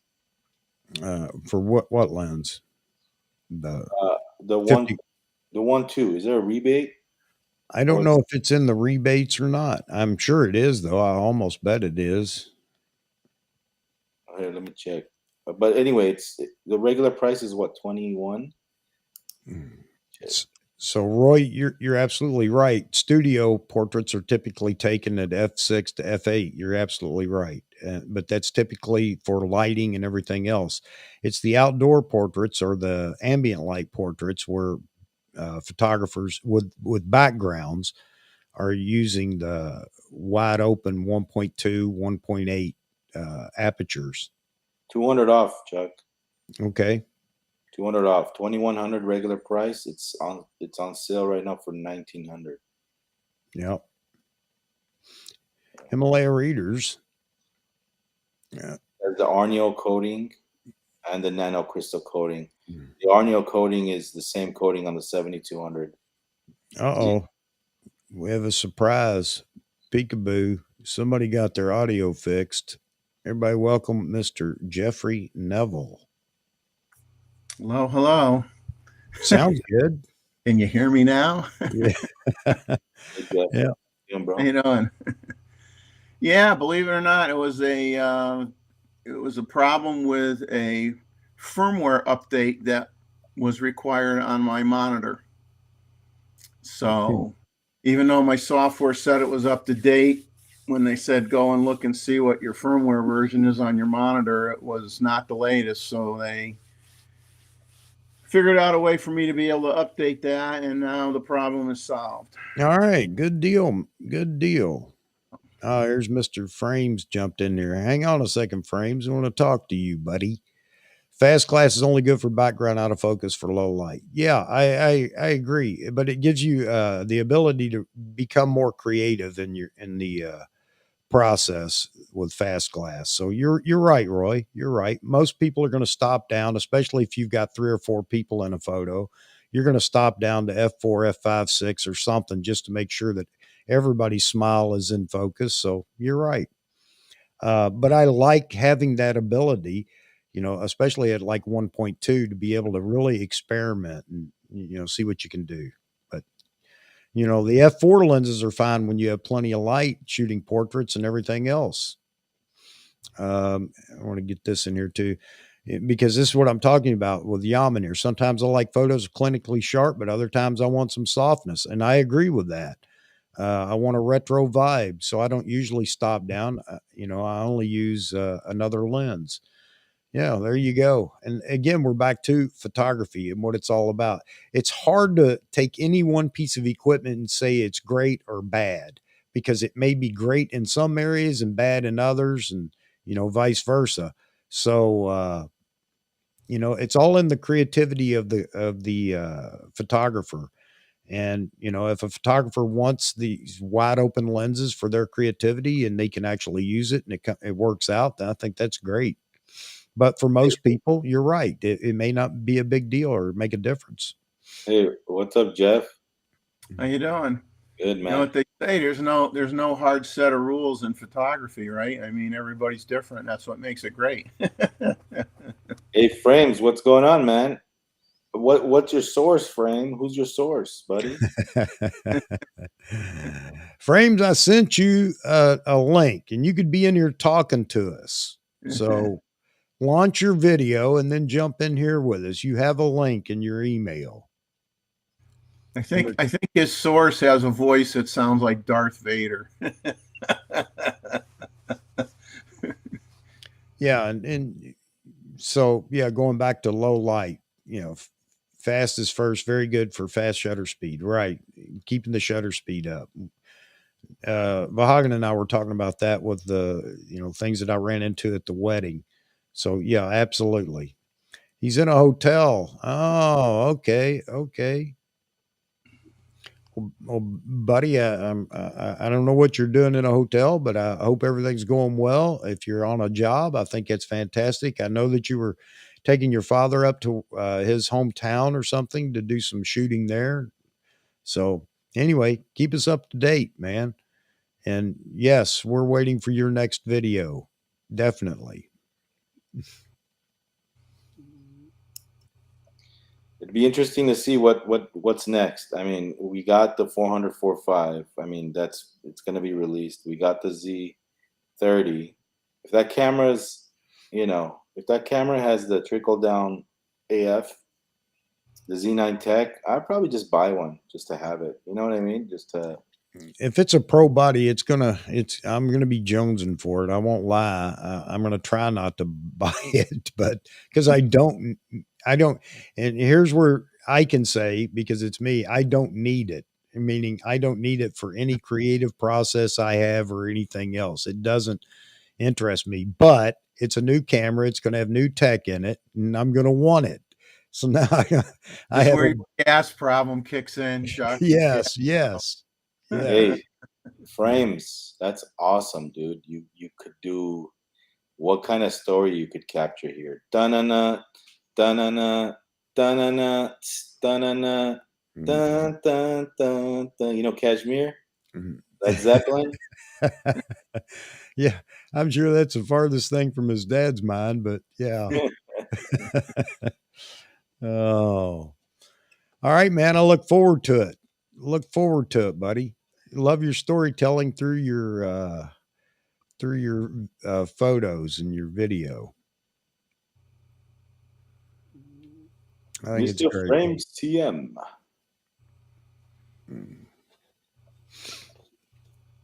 All right.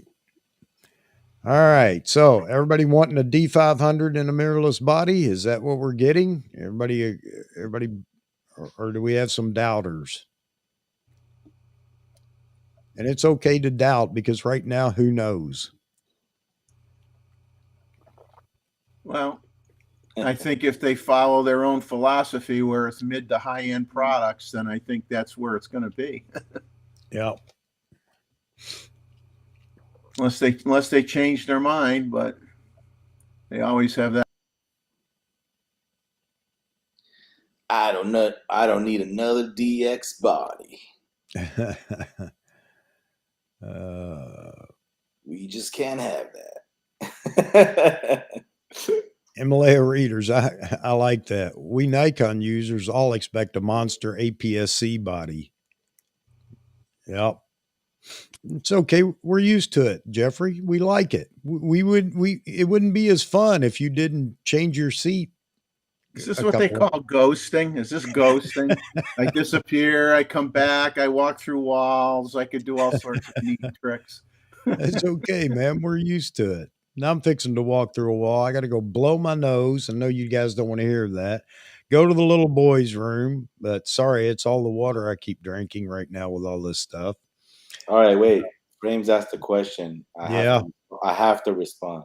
All right. Okay, here we go. Well, it's a great song by Led Zeppelin, Frames.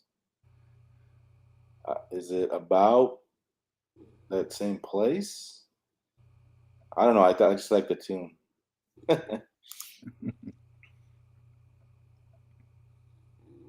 Yeah, great tune, man. Oh, let the sun beat down upon my face. Man, what a drum beat. Seriously. I can put on my headphones and get my camera and go out and shoot street photography. Just listening to that. Dun-na-na, dun-na-na. Ah. So when's your next wedding shoot, Bahagen? You got Wedding? Yeah, you got another wedding this weekend or? Next week, not this weekend, next weekend. Yeah. Yep, man. You got to convince Nikon to give you the 800 to try out.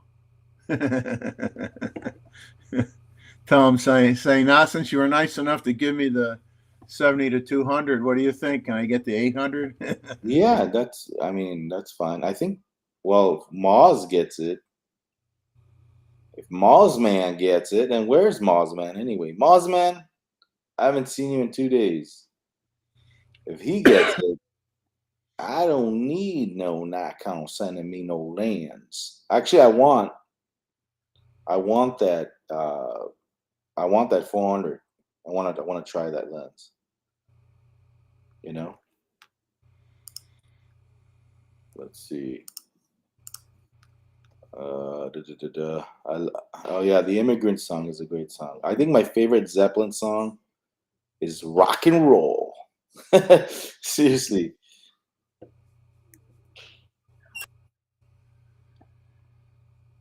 Yeah, I have someone I know that has the 400, but I never even thought of saying, hey, can I throw that on my Z9 for like 5 minutes? But I'll be going out on a boat trip, another Osprey boat tour next Friday.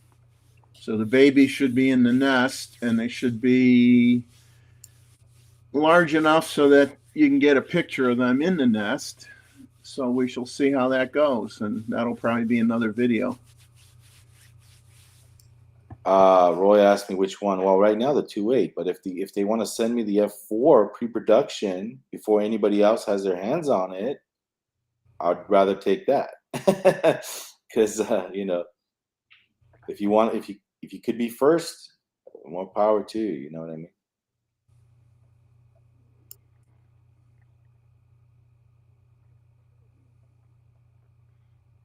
Well, it'd be nice if they give the lens out for people that shoot Nikon rather than those that bash it. That would be a nice change. Right? I say that all the time. Yeah. Send it over. And you know, that's the whole thing with YouTube. I mean, if you're first or second, that's when things change, you know? People would really tune in.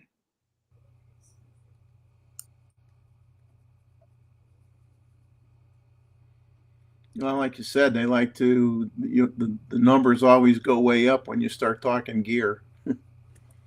Oh, that's a good idea, Himalaya. Try to compose a song for Nikon. That's a good idea. I might just talk to my musician friends. Do a music video, you know? Something funny like, I shoot Nikon because I like it.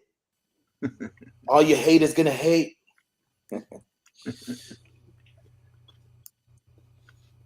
Oh, man. I'm sick of this already. Ugh. Yuck. And I got the perfect vocalist, you know, to sing that song too. I just got to write that song. Agree with you, Leon. Agree 100%. However, Nikon's overridden the consumer's wants. It looks like we're going to get one anyway. The question is, what is it going to be? Yeah, Frames, you can write this. Write some lyrics. Let me see what I can do with that thing. Sorry, Thank you. Chuck. You're talking about music and writing a song for Nikon. Okay. You'll have to.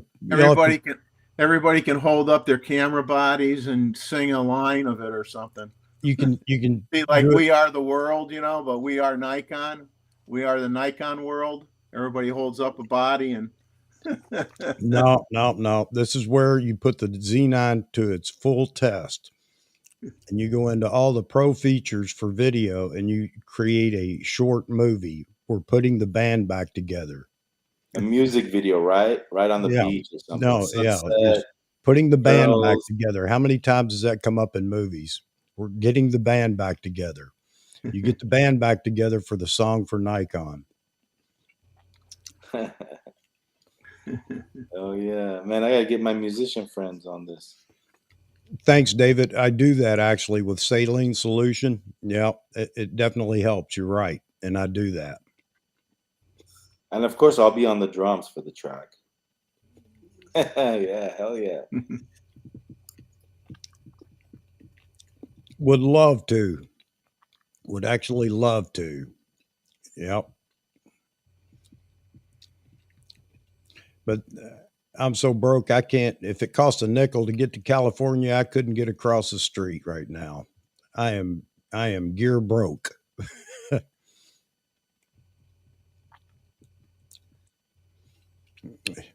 There you go, Frames. I'll share 3 themes on Nikon by this weekend.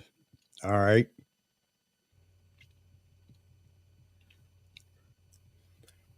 And Joe Stroud says a Spinal Tap video.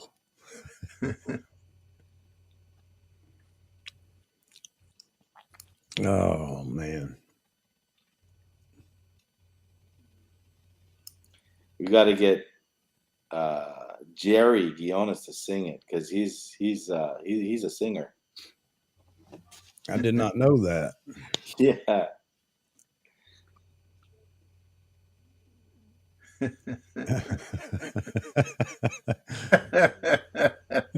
There you go. The fanboyism comes out in the Nikon shooters writing a song.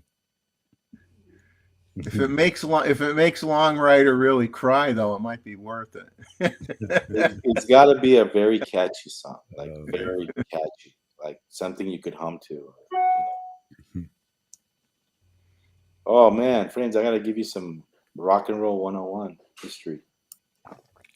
Anybody notice how funny it is that so many photographers are also guitar players? How many people do you see with guitars in the background when they're doing streams or videos? It seems like so many do. I can't play a song on the radio, so I'm out. I used to have a folk guitar, and I wasn't very good at it. And then when I was in middle school and high school, I played the clarinet. Believe it or not, I did not play the tuba. I played the clarinet. Hey guys, I have a client meeting in about 15 minutes, so I'm gonna bow out, but I'm gonna be listening to you guys. So thanks, Chuck. Thank Jeffrey, everybody in the chat, Frames, Jeff, Roy, everybody, Long Rider. Nice seeing you guys, and we'll see you guys soon. All right. Thanks, Chuck, for having me. No problem. Thanks for being here, Vaughan. We won't hold you, man. Get to your business, brother. Yeah, Take it easy. remember, we're gonna rock and roll. Rock and roll. All right, brother. See you guys. All right, bye. All right. It's always more fun when Vaughan shows up. Yep. There you go. Frames. I think I caught it. Yeah. I know I got Albert's. It jumped too quick. Tough time judging Fujifilm since their crop sensor camera expertise is predicated on the brand that they shoot, not recognizing that Fujifilm is on a whole other level. True enough. Fujifilm's doing well for itself. No doubt about that. It seems to be working for them. Here's Frames. Photographers and musicians are people who get girls for the charisma and not the money, just a perspective. Oh, man. All right. So, yeah, Albert, yeah, keep pushing that Fuji, man. Nothing wrong with doing that, because I have a friend that shoots Fuji and he loves it. He shot Nikon, and early on, he decided that he wanted to try Fuji, and he fell in love with it. Nothing wrong with that at all. It's truly all in what you want, no doubt about it. And there are no bad camera makers out there. Everybody's making great cameras. Yeah, I think the most frustrating thing is that you can't, like you're relatively close where you could go to B&H and go nuts for a day, but most of the people out there, they can't go in any store and find more than two brands and only a handful of their products. It's just you might Sony, maybe a few Nikons, some Canons, but it's hard to actually get your hands on a camera to try out different ones. It's really frustrating, and everybody says, well, rent a camera. It's like, well, yeah, I suppose you could do that, but you shouldn't have to. I mean, you should be able to go in a place and try it. No, you're right. And it's a shame that so many small brick and mortar stores have gone by the way now. And it's so much better when you can walk in a store, especially for those that are new and they want to know what brand to get into. Again, I always suggest that they go find somebody with the different cameras, hold it in your hand, because I think that tells you more. That forget about the specs for a minute. Just pick the cameras up, hold them, and whatever feels best in your hand, guess what? You found your brand, because you can't go wrong with any of them. Just my opinion. Yeah. I mean, we used to have, when I visited Myrtle Beach, over the years, 30 plus years before I moved down here, they used to have a real nice camera store. Had, sold video equipment and computers and a lot of different cameras and movie cameras and everything, but they went belly up. So now you have Best Buy and that's it. And whatever they sell at the Costco, which is going to be like, kit cameras, a lower end body with a couple lenses, and that's what you get. I miss having a nice camera store. But the thing is though too is a lot of those small shops, they couldn't buy volume. They didn't buy volume, and so they couldn't compete with the B&H's and the Adiramas and stuff like that. So they just said, we're giving out all this free advice, and they spend time with people, and they're trying to help people pick the right camera, and then the person just goes home and went on their computer and bought it online anyway. Yeah.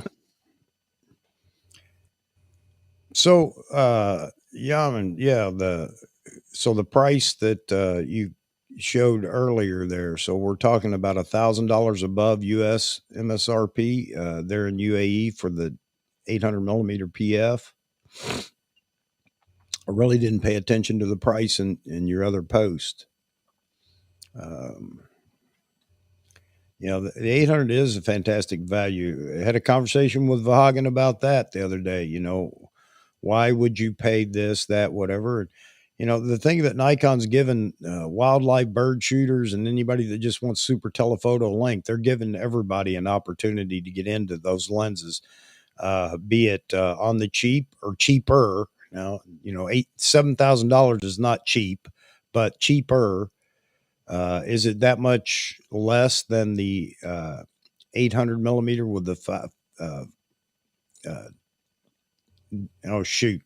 the teleconverter that goes along with that kit, the original?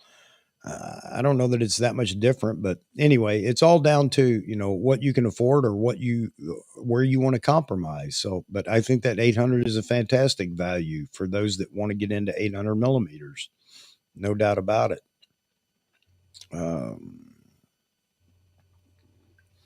And Albert, Nikon, Fuji are both favorites. Can't pick between them, as most people can't choose between their children, right? I hear you. Frames, please explain. James saving up for the 800 millimeter.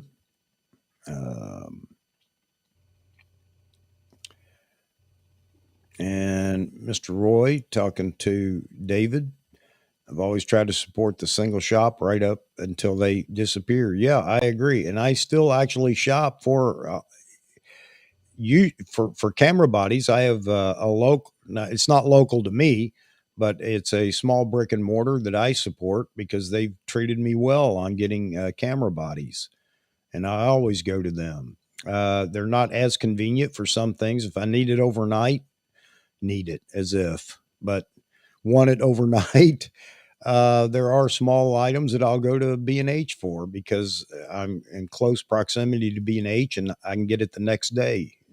So, I buy a good portion of my stuff from a guy that has a single store in Long Island, New York. So, I mean, I have no one close, like I said, unless I go to Best Buy, which not saying I've never done that. I mean, I managed to get my 24 to 120 from Best Buy when nobody else had it. So I did what I needed to do to get it.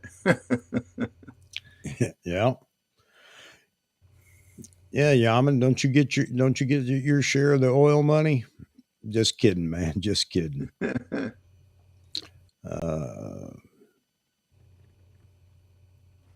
This is what people want, actually. I know this is tongue in cheek, but this is what people want. An 800 millimeter that actually is small enough to carry for street photography in your shirt pocket. And it has to be, well under $1,000. Yeah, I know. You hear that a lot. Every time a camera comes out or a lens comes out, somebody, why can't it be affordable? That's where you end up with the digital zoom function. Yeah, exactly. To give you the effect without giving you the actual lens. Yeah. Okay. So $7,000 here, 7,900 in UAE. Okay.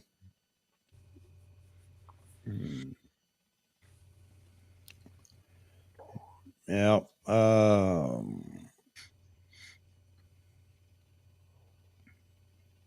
Oh, Oh, okay. Yeah, please explain. I got it now. I got it now. Photography says an 800 millimeter mirror lens. Yeah. Man, I haven't even seen one of those in 20 years. Seems like some company just built a mirror lens Yeah, not too long ago. yeah. A 500 millimeter mirror lens.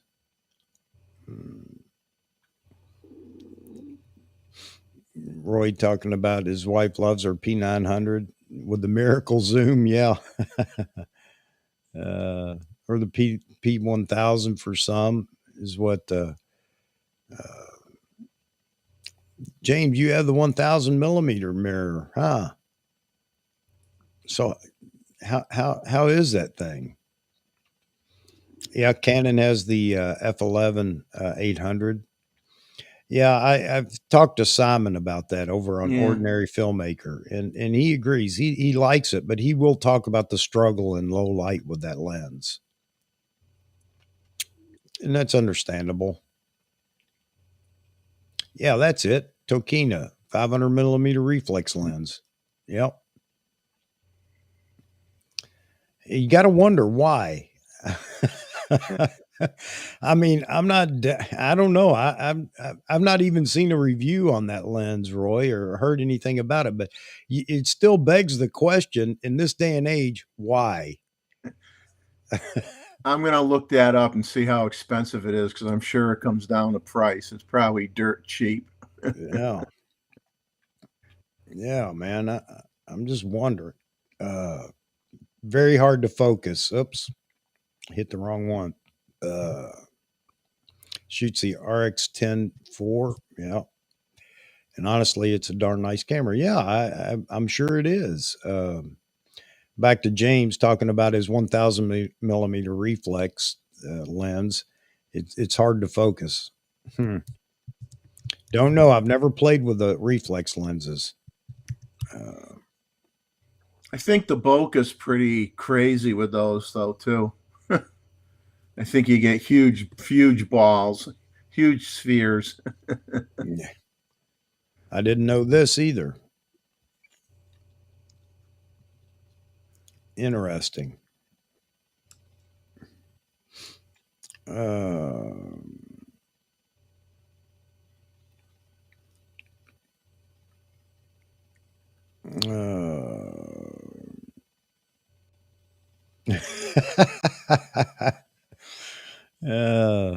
Frames busting on Vaughan. All right, we're gonna get Frames in here one of these days. He's promised me. Eventually, he'll have time for us to jump in here and be a guest host as well. Oh man! All right, folks. I know it sounds crazy that I'm thinking about ending a live stream earlier than usual, but I'm just tired of all this buildup in my sinus. I may have to go flush that. Not that anybody wants to hear that. So Vaughan's waiting for the couple to show up. Okay. They're going to give you a hard time. Yeah, I knew that, Roy. As a matter of fact, I saw one last night on a TV show, Skinwalker Ranch. I don't know if any of you all watched that show, but they invited some observatory folks out to bring their telescopes out with one of the experiments they were doing. And one of them had a large reflex mirror telescope.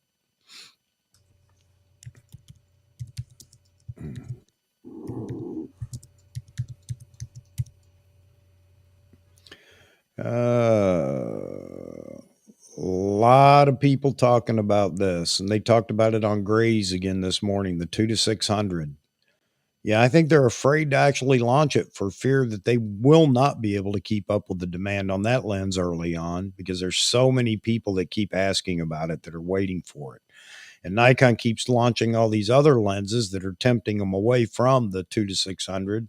i.e. the 400 PF. We'll see what that lens looks like, but a lot of people waiting on the 2 to 600. But I'm sure to be a great lens, but it is not a S series lens, so it's going to be interesting to see how good it is. Yeah, I'm on B&H now, and Tokina makes that 500 millimeter it's a fixed f8 reflex manual focus lens, and the one they're showing is for a Fuji mount for $399.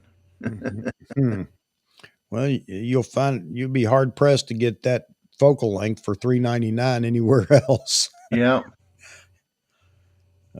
Thanks, appreciate that.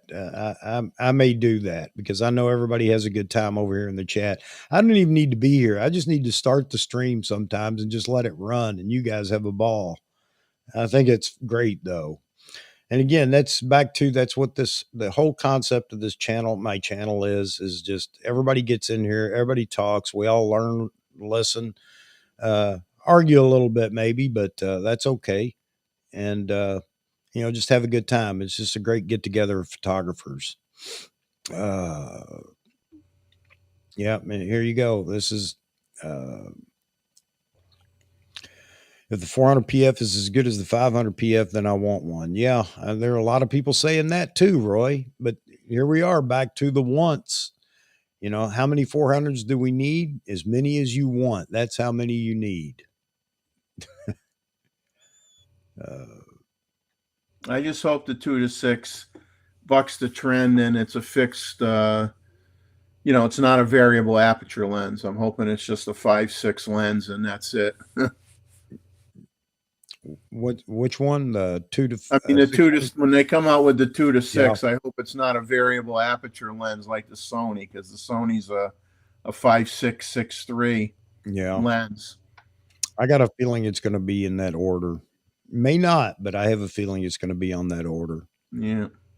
Thanks, Frames. I can't wait till you get to your new city, man. Get on the show here with us. Everybody loves to hear from you as well. Everybody loves to hear from everybody I bring on the show. I'm just a facilitator.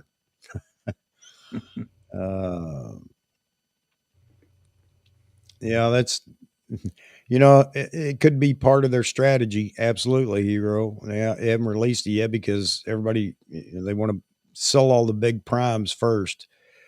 I agree with you. I think it's Nikon that's holding it back. It's a difficult strategy they have, though, to come up with a good strategy, considering the number of lenses that they had on the roadmap and how close each focal length is to each other.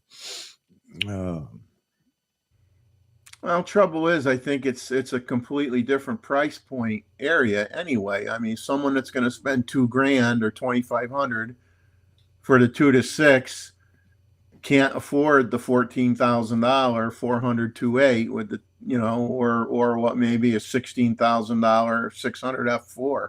Yeah. So they can't afford it anyway. It's you're not going to take sales away from the big primes. If you have the money to buy those, then you have the money to buy them, and everybody else is sitting on that, waiting for that 2 to 6. Yeah. So, Roy just said, if it's variable aperture, then they can keep it. So I wonder how many people feel that way about that 200 to 600. And how much more will it cost if it is straight across the focal length 5.6 versus 5.6 to 6.3. It's going to be interesting.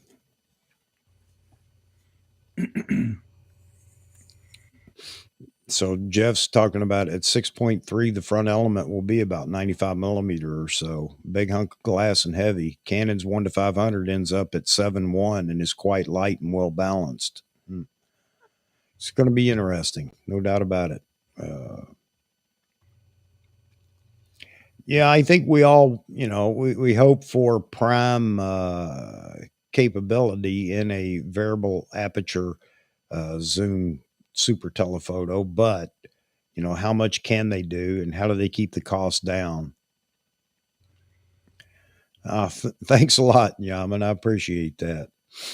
Uh,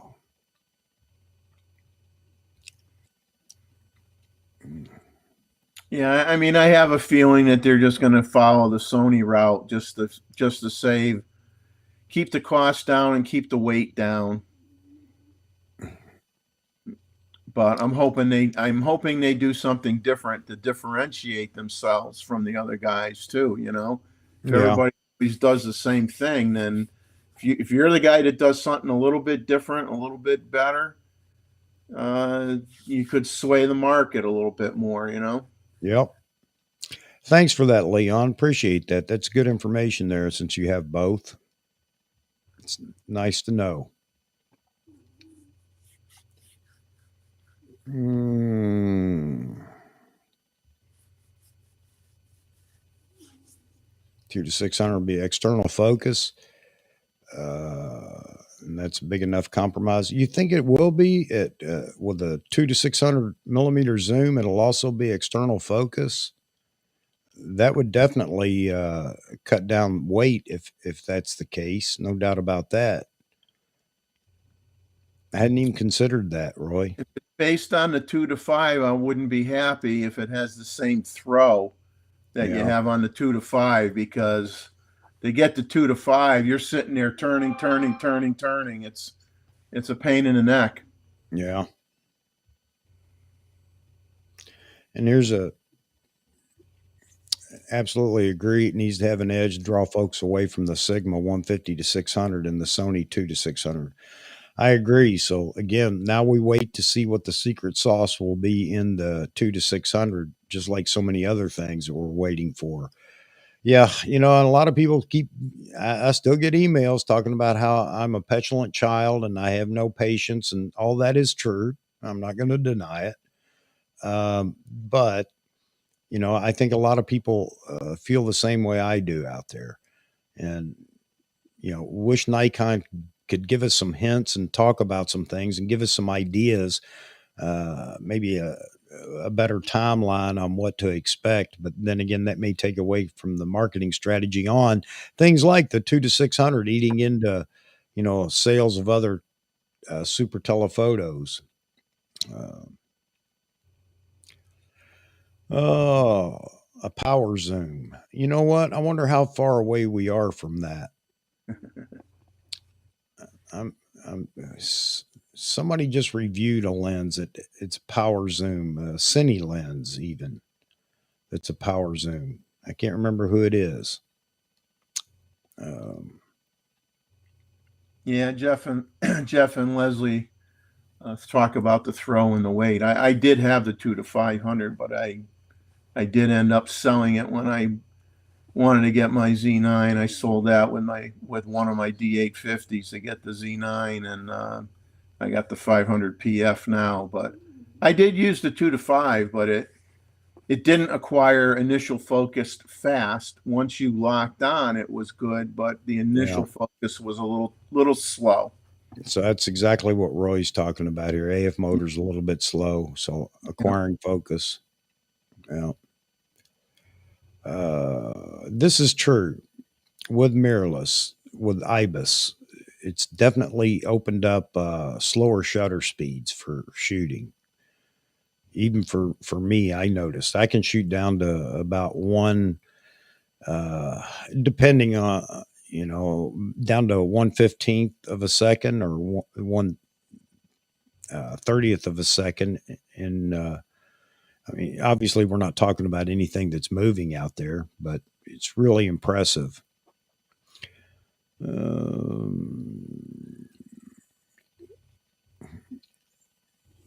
Z shooting building zoom. Yep. A lot of people definitely are waiting on that zoom. No doubt about it. See voice coil in all their lenses. Yeah. I don't know how far we are away from that, but at least in the S line.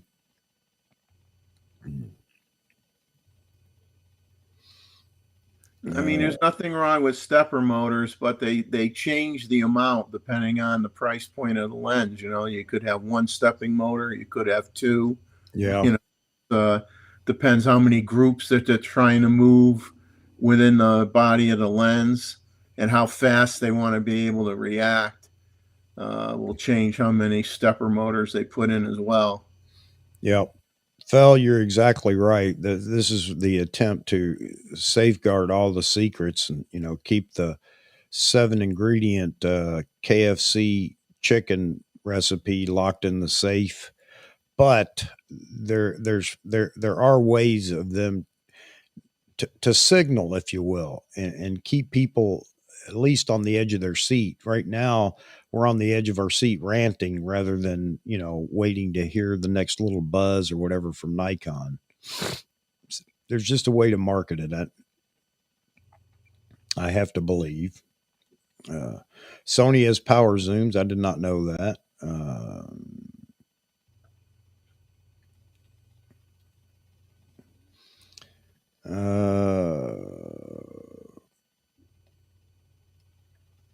Jeffrey talking about, you're kind. Well,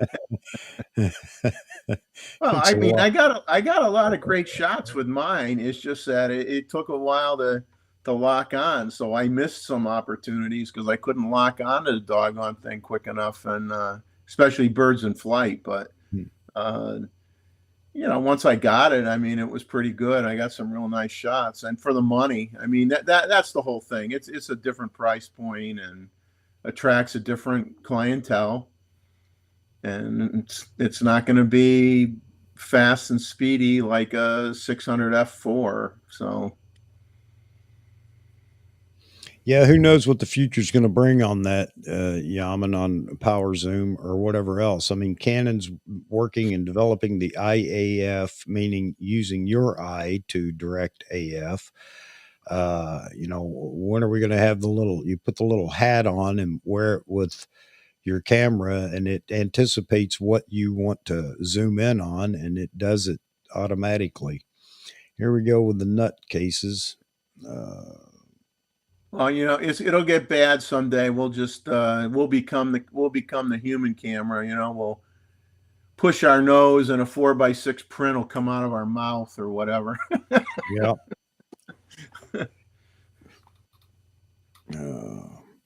So Nikon's already in trouble though with their new motor, magnetic motor. Talking about possible that the only reason they put that out is that's a CYA thing for them. I can't imagine that. I mean, that's just based on medical standards or whatever, for that 400 TC. Well, I read a big engineering article about stepping motors versus linear motors, and if you really look into the details, they're very, very close to each other. There's not a significant difference. I mean, I worked in the aerospace industry, and NASA uses a ton of stepper motors all the time. I mean, they're very accurate, very tight control. So, I don't know that one can really argue when you look at the data that the linear motors are significantly better than a very good stepper motor. I think they're pretty much equal. They do the same thing in a different way. They get the results you want. Yeah. It's just a matter of what price point the lens is at. Whether you put in the higher end stuff versus the lower end stuff. Yeah. Well, and all too often though, it does come down to money. Yeah, everything in life comes down to money, doesn't it? Yeah. We haven't seen a new Nikon point and shoot. Are they done for? According to Nikon, they are. I mean, they've said it multiple times that game's over for Nikon, which is why I can't imagine this Z30. That's almost seems like a point and shoot. I guess it's a ILC camera though. I don't know. We'll know here soon. I hope. I think so. I think within the next few weeks. I just hope we don't have to go through 5 teaser videos to get to it.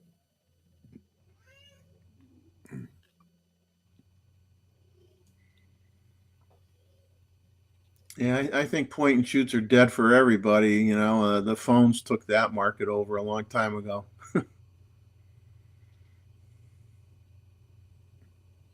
Yep. Yeah, and this camera has to appeal to the video crowd too. So, yep, you're right. Again, what secret sauce does Nikon have in there for cooling the cameras down? Hang on a second. The other phone's ringing. I'll be right back.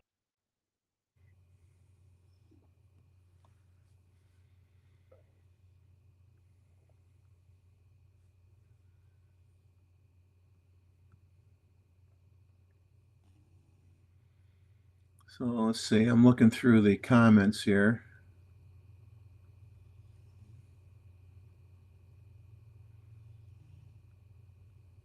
I'll tell you a funny story since we got Chuck doing his getting his phone here.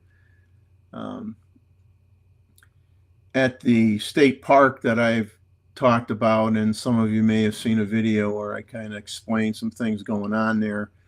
They had a one of those orange mesh construction fences up along the side of a sidewalk, where typically over the edge of the sidewalk that went down to the water was full of rocks. Well over a year ago, we had a tropical storm or hurricane came in and basically wrecked a certain section or several sections where the rocks got dislodged and washed away or what have you, a big washout problem.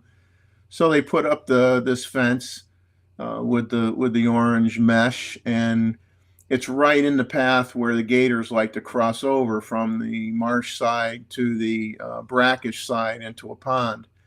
So I got a video of a gator that managed to poke a hole in the mesh and was agitated, you know, trying to find the opening, and then it finally went through it and went back in the water. So I sent a video and I said, look, I says, this is a safety hazard. You got people walking on the sidewalk. I says, you don't need an agitated alligator who can't find his way through that mesh and wants to go in the water at the same point that he or she has gone into the water for probably decades. I says, fill the thing in with the rocks and get rid of the doggone mesh. Well, what do? Well, first they tie wrapped the torn section. I go, okay, that's a big help. And then today when I went back, they cut half the height of the mesh, removed half the height of the mesh, which, you know, obviously makes it easy for the gator to get across, but the gator didn't need 3 feet of mesh to be removed to get underneath it. You know, now a little kid or something could easily fall off the edge of the sidewalk and basically go underneath that mesh as well. So instead of just doing the right thing and fixing it the way they should, they just keep band-aiding it, and it's frustrating. We're getting very frustrated with the park, I'll tell you.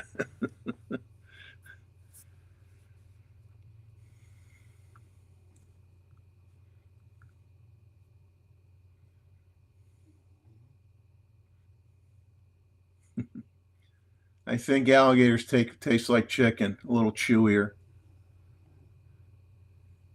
We'll joke and we'll look at a gator and we'll say, yeah, that one looks like you can get a couple wallets out of that one, or that one you can get a couple cowboy boots made out of another one. Man, gator tail, crocodile tail. That's fantastic. That's good eating. Right now, the gators would probably love to have grits. I'll tell you, they'd eat anything. I had crocodile over in Kenya at a restaurant called the Carnivore. It serves all meat, and they bring it around on a giant spit. They cook it in the middle of the restaurant over an open fire. So whatever game came off the preserves that day is offered in the restaurant. Man, oh man, it's a meat eater's paradise. But that's where I learned about crocodile. Man, it's good. Mm-mm-mm. Gator and grits. Yeah, They grits. had when I was in Hawaii on my honeymoon, which was almost 40 years ago. They were serving rattlesnake chili Yeah. at a restaurant. Will you get a new lens for Father's Day, J-Rod? I don't know, Mr. James. You might get a new 400, maybe the 800 that you've been waiting on.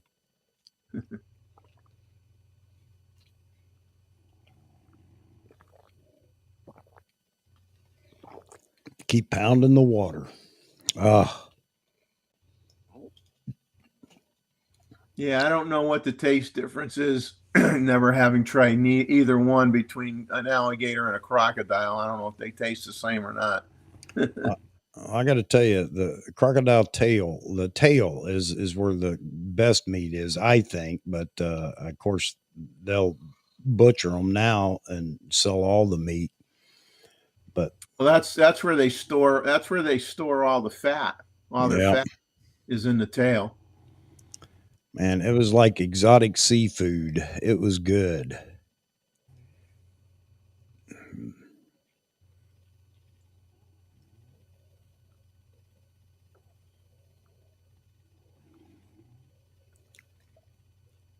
I know if you get a pair of cowboy boots made out of alligator skin, they'd probably last you your lifetime without any problem. Yeah, I think they butcher the alligators and use a lot of different parts to get the meat from. And I think they did the same thing with the crocodile, but man, I was more interested in the crocodile tail that they were bringing around to the table. I told the guy with the spit, "Don't go too far."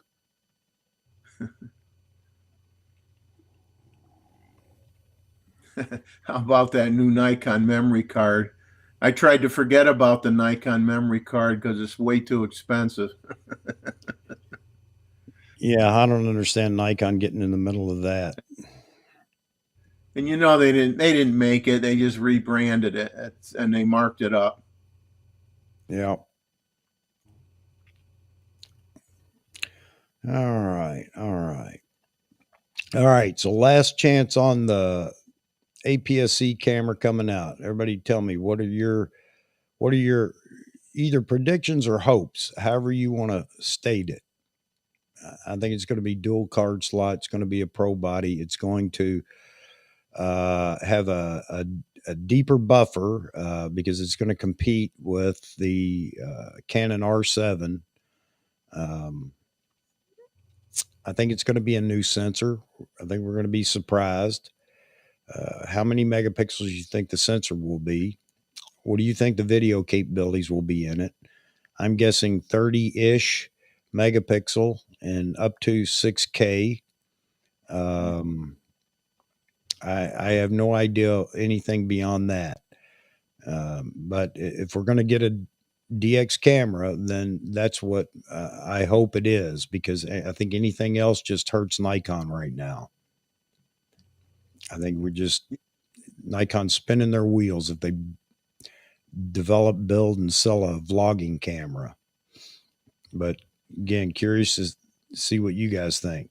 And I don't want an APS-C body right now. I want the Z8 right now. I think that's what does Nikon it's the biggest bang for the buck right now. However, if they do give us a pro body DX camera, then I feel assured that there is a Z8 and it's going to be a barn burner that is in development, and we are going to hear about it this year. That's my prediction. And I went against the grain earlier this year when Nikon Rumors and so many others were saying that there will be no camera announcements from Nikon this year. I couldn't imagine that being the case, and at least I was right on that point. I just didn't get what I was expecting from Nikon, so we're going to have to see. Yes, they do need more, 3 or 4 more bodies. because this technology needs to leak down into the rest of the consumer cameras, because everybody else is doing it, and Nikon needs to do it as well. Round out the line of cameras for people to buy.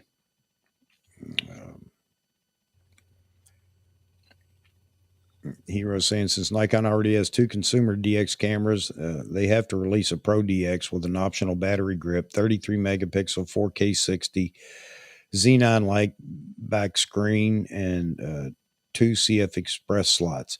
It'd be nice if it had 2 CF Express slots. We'll see if it does. I expect it to definitely have a dual card slot, 1 CF Express B and 1 SDHX XS or whatever it is. UHS2 or whatever it is. Yeah. I expect that at a minimum. And IBIS, yes, it has to have IBIS. Yeah. And now Nikon Rumors was saying it will not have IBIS, and they have a photo or a mock-up of this little bitty tiny, peanut camera that I think is just a waste of time. But we'll see. We'll find out. And woe be to them if they bomb on this, because Chuck will not let them sleep at night.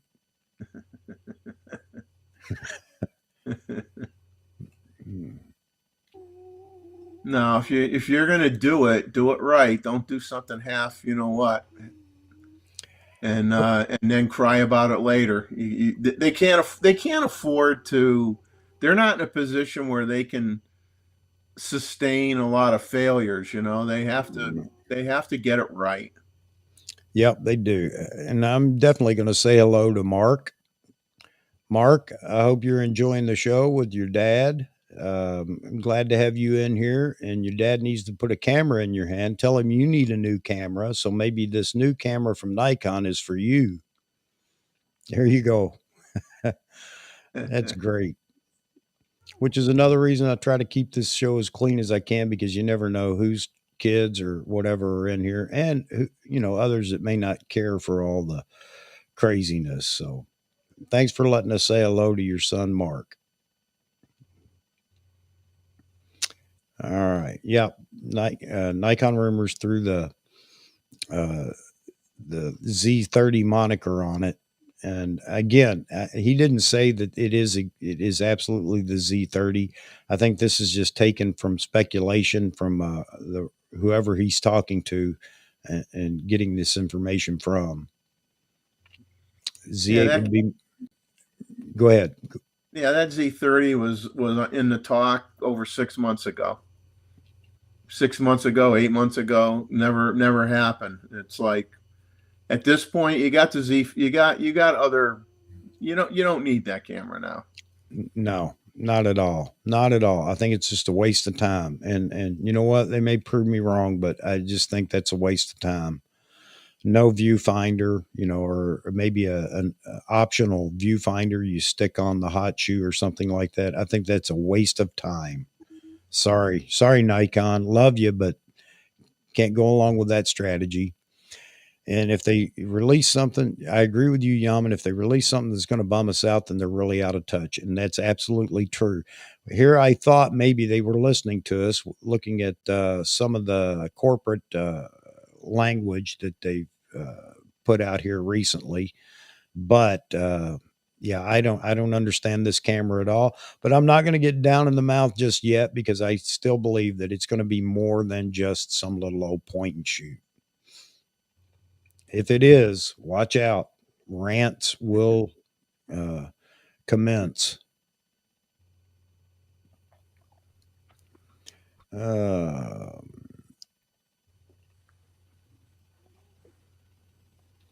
a good possibility there, Roy. D90 was the first video DSLR. Z90 probably be the high video capable camera. Yeah, that is a possibility.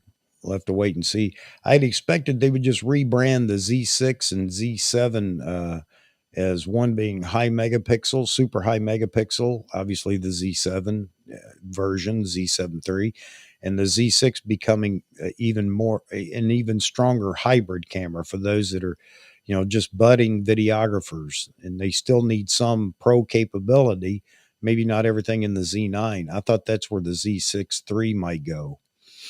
And the Z8 being the all-rounder, kind of like the Z9, but a little less capability than the Z9.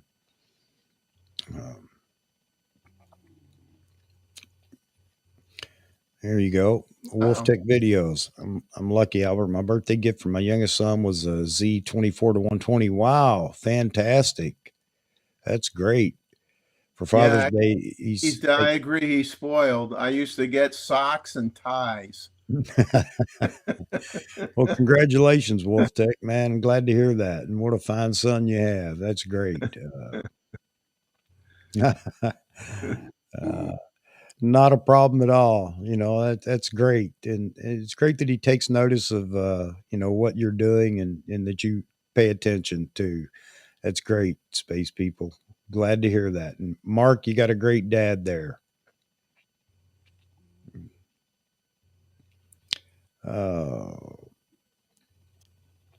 And Roy, apart from landscape, I see less use for Z7 series now. Yeah, and that's why I say, Roy, that they're going to have to do something. I mean, what are you going to do with those two cameras, the Z6 series and the Z7 series? And again, I just thought it would be smart of them to kind of separate the two significantly, one being the hybrid monster and the other being the megapixel monster. And I know there are so many people that don't want 100 megapixels or whatever it could be. But if you stick it in, if Nikon were to stick the large, huge sensor in the Z7, then those that want that could have it. It kind of gives everybody whatever they want by buying a different model. Z6 III for those that are really hybrid shooters and doing a lot of video. And the Z8, again, the all-arounder. So everybody gets what they want if they were to go that route, or at least that's the way I see it. And nowhere in there did you hear me say APSC. Well, I think the only thing that could possibly prevent a Z6 III or a Z7 III is if for some reason the body size isn't good enough, or they can't fit the Expeed 7 in there with some whatever else they got to put in there to trickle down the Z9 features into it a little bit better. Because at that point, then come out with new bodies and let the Z6 and Z7 just be what it is. But I don't know. That is key for this camera. If it's a pro body APS-C camera, it needs to have the Expeed 7 processor in it, because that's where all that capability is going to come from. Some were saying that they think if it's dumbed down, you can get the somebody calling again to tell me my vehicle warranty expired, as if I didn't know that, since it's a 2002 model. But anyway, this has to have that Z7 or Z7, the Expeed 7 processor in it. No doubt about it. I don't care what capabilities they drop, they're not going to get the same processing power out of the Expeed 6 anymore. The Z6 II and Z7 II are evidence that even when you double those processors, you can't get enough to do what you want to do. Does that make sense? That's good Kentuckian there. Do what you want to do. So yes, Expeed 7. And if we find out it's got an Expeed 6 processor in it, then, I feel like it's not even worth looking at. What's going to happen to the Z5 series? I think it gets its updates too. I don't know what I say that triggers these idiots, but the bots that jump in there.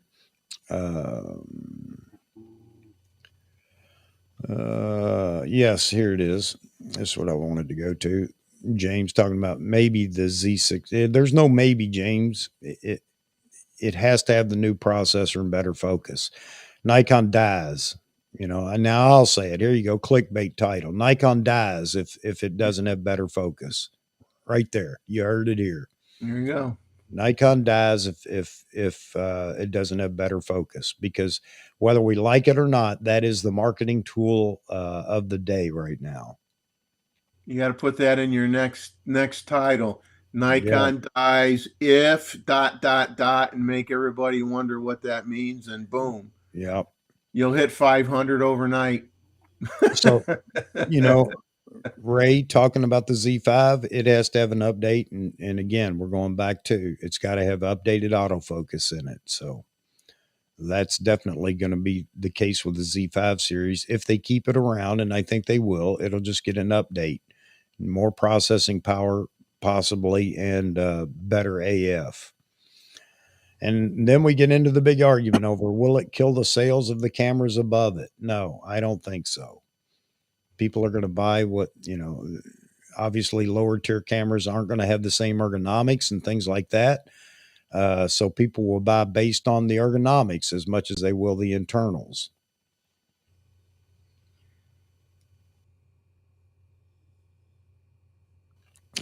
Sorry about that.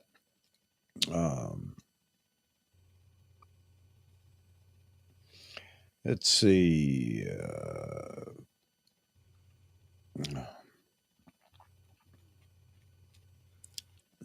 Trying to catch up here.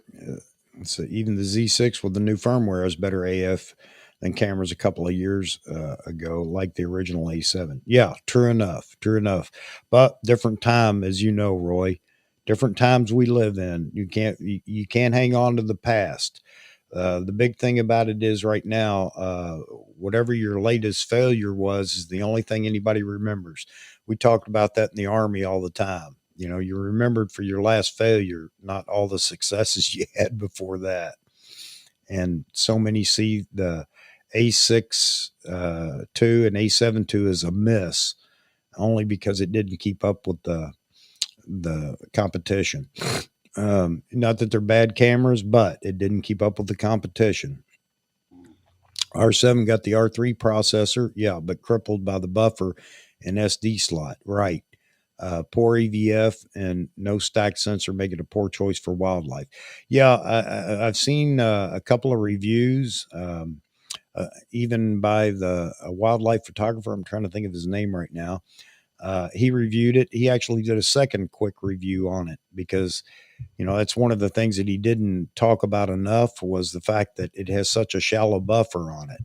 And for wildlife or birding, that's a big no-go. Yeah. So why did Canon choose to go that route with the R7? I don't know. But a lot of people are still trying to throw the R10 in there. The R10 is the point and shoot type camera. And I hope Nikon's not trying to copy what Canon just did with two APS-C bodies. One's the point and shoot and the other's a mediocre APS-C camera. I don't think that they fare well if they do that.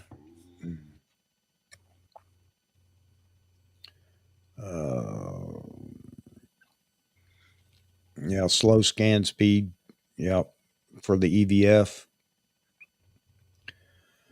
Yeah, which is another thing to talk about. That's the future as well as the EVF. How well does the EV? Oh, I've given you my sinus infection, Jeffrey. Uh, EVF is going to be a big marketing tool coming up for all the lower tier cameras. Hero talking about he canceled his R7 pre-order after I saw the buffer. Yeah. Yeah, it's a shame that they did that. It's a shame they crippled it that way, Hero, because I mean, it looks like a decent camera. So I don't know. Is that a firmware fixable item? I don't know. If it's got the same processor as the R3, you would imagine that it's just limited by firmware then. But I don't know. I'm not a camera engineer. I'm just a dreamer. All right. All right. All right, guys. For our the Z8 so our dreams can come true. Yeah, yeah. Again, it's kind of a letdown for me knowing that this camera, Nikon's getting ready to release APS-C, but maybe they'll make me happy. Here's the thing: if it proves to be a very capable APS-C camera that a lot of people really like, okay, I'm happy with that because that gives Nikon the breathing room they need to fully develop this Z8 and make it the camera that we expect it to be. But Nikon needs something right now to stay in the news, and the Z9 is fading quickly. Okay, I don't care what anybody says. Everybody says no, it's not true. Yes, it is true. Now it's just the dog that's being kicked around. People that want to jump on the Z9 videos or whatever. It's just nitpicking it and trying to find other issues with it or whatever. Um, and as we saw, Vahagan, of course, definitely was triggered by, Jared's comment about the R7 having the same, and I know he didn't say it this way, so don't quote me, but the R7 having the same focus capability as the Z9. But that's my point. It's time to move on. Nikon's got to put something else in the headlines. Maybe this will be it. We can hope.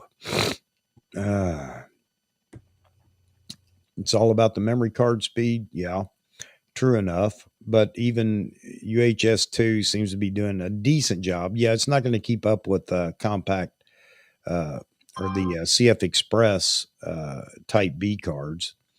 But, maybe it's one of those you can shoot to one card and the other card doesn't have any bearing on, the other card.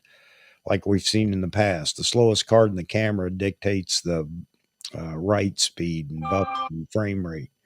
I don't know. We'll see. New technology out there. Go back up here to Yaman. In my opinion, Fuji rules APS-C world by far, and they do, and they're doing a great job with it. If Nikon wants to come up with a new DX body, they really need to be awesome and distinguishable from everything else out there. Agreed, 100%, Yaman. And that's exactly why, this needs to be more than just a vlogging camera. Again, with the two lineup of lenses, unless they expect that segment to buy FX glass, in which case I'm not sure how things will bode for them. Yeah, they're going to have some DX wide glass. No ifs, ands, or buts about it. People are going to complain about that. And those that invest in a DX body, let's say that it is a pro body and they invest in it, then they're going to want additional APS-C glass or DX glass.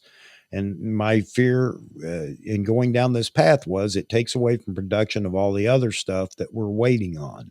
So we'll see if how Nikon handles this as well. They're going to be forced to open it up to Sigma and Tamron and Takina to be able to supply some lenses. Yeah. They're just going to have to do that licensing agreement stuff and get it done. Oh, so I didn't know this, Yaman. I didn't know he was even comparing it to the R10. No, that's even worse, isn't it? But again, I didn't go watch it because my feeling is that's exactly his intent with his comments and things, is to draw views to his channel again, because that's his moneymaker.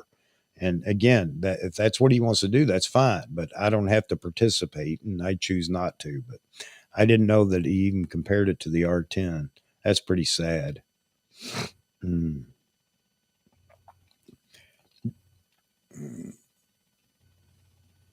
Oh, shoot. Here we go. Got to run. Enjoyed chatting. Thanks, David. Thanks for being in here, man. Thanks for jumping over from Vahagan's yesterday on the invitation. And I hope we can have some more conversations. Anytime you want to comment or email or whatever, I'd be happy to chat with you about some of this stuff. Again, I opine a lot. I base a lot of it on my observations of what's going on in the community to come up with these predictions. There's nothing hard and fast, but I'll at least give you my opinion, and I respect yours as well. So again, thanks for the subscription, and all those that just recently subscribed. Thank you very much. And for those that haven't, and you like the chat, the community that we have,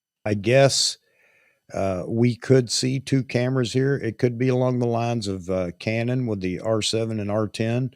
But then again, there's always the possibility, hope that it's a APSC and a full frame announcement at the same time. I don't think that's probably the case, but it is a possibility. Roy, you got your Z9 on December 24th. There you go. So they did make it before the end of the year. Yeah, and Nikon has the ability to surprise us all. They did that in the D500 announcement. Greg, what did you miss? Oh, just the same old. Everybody talking about the same subjects. Although we did talk about eating gator and crocodile, you missed that part. So we'll rank that up there with the grits discussion. Now we have grits and gator. All right. All right. Yeah, we're overdue for a surprise. You're absolutely right. I agree.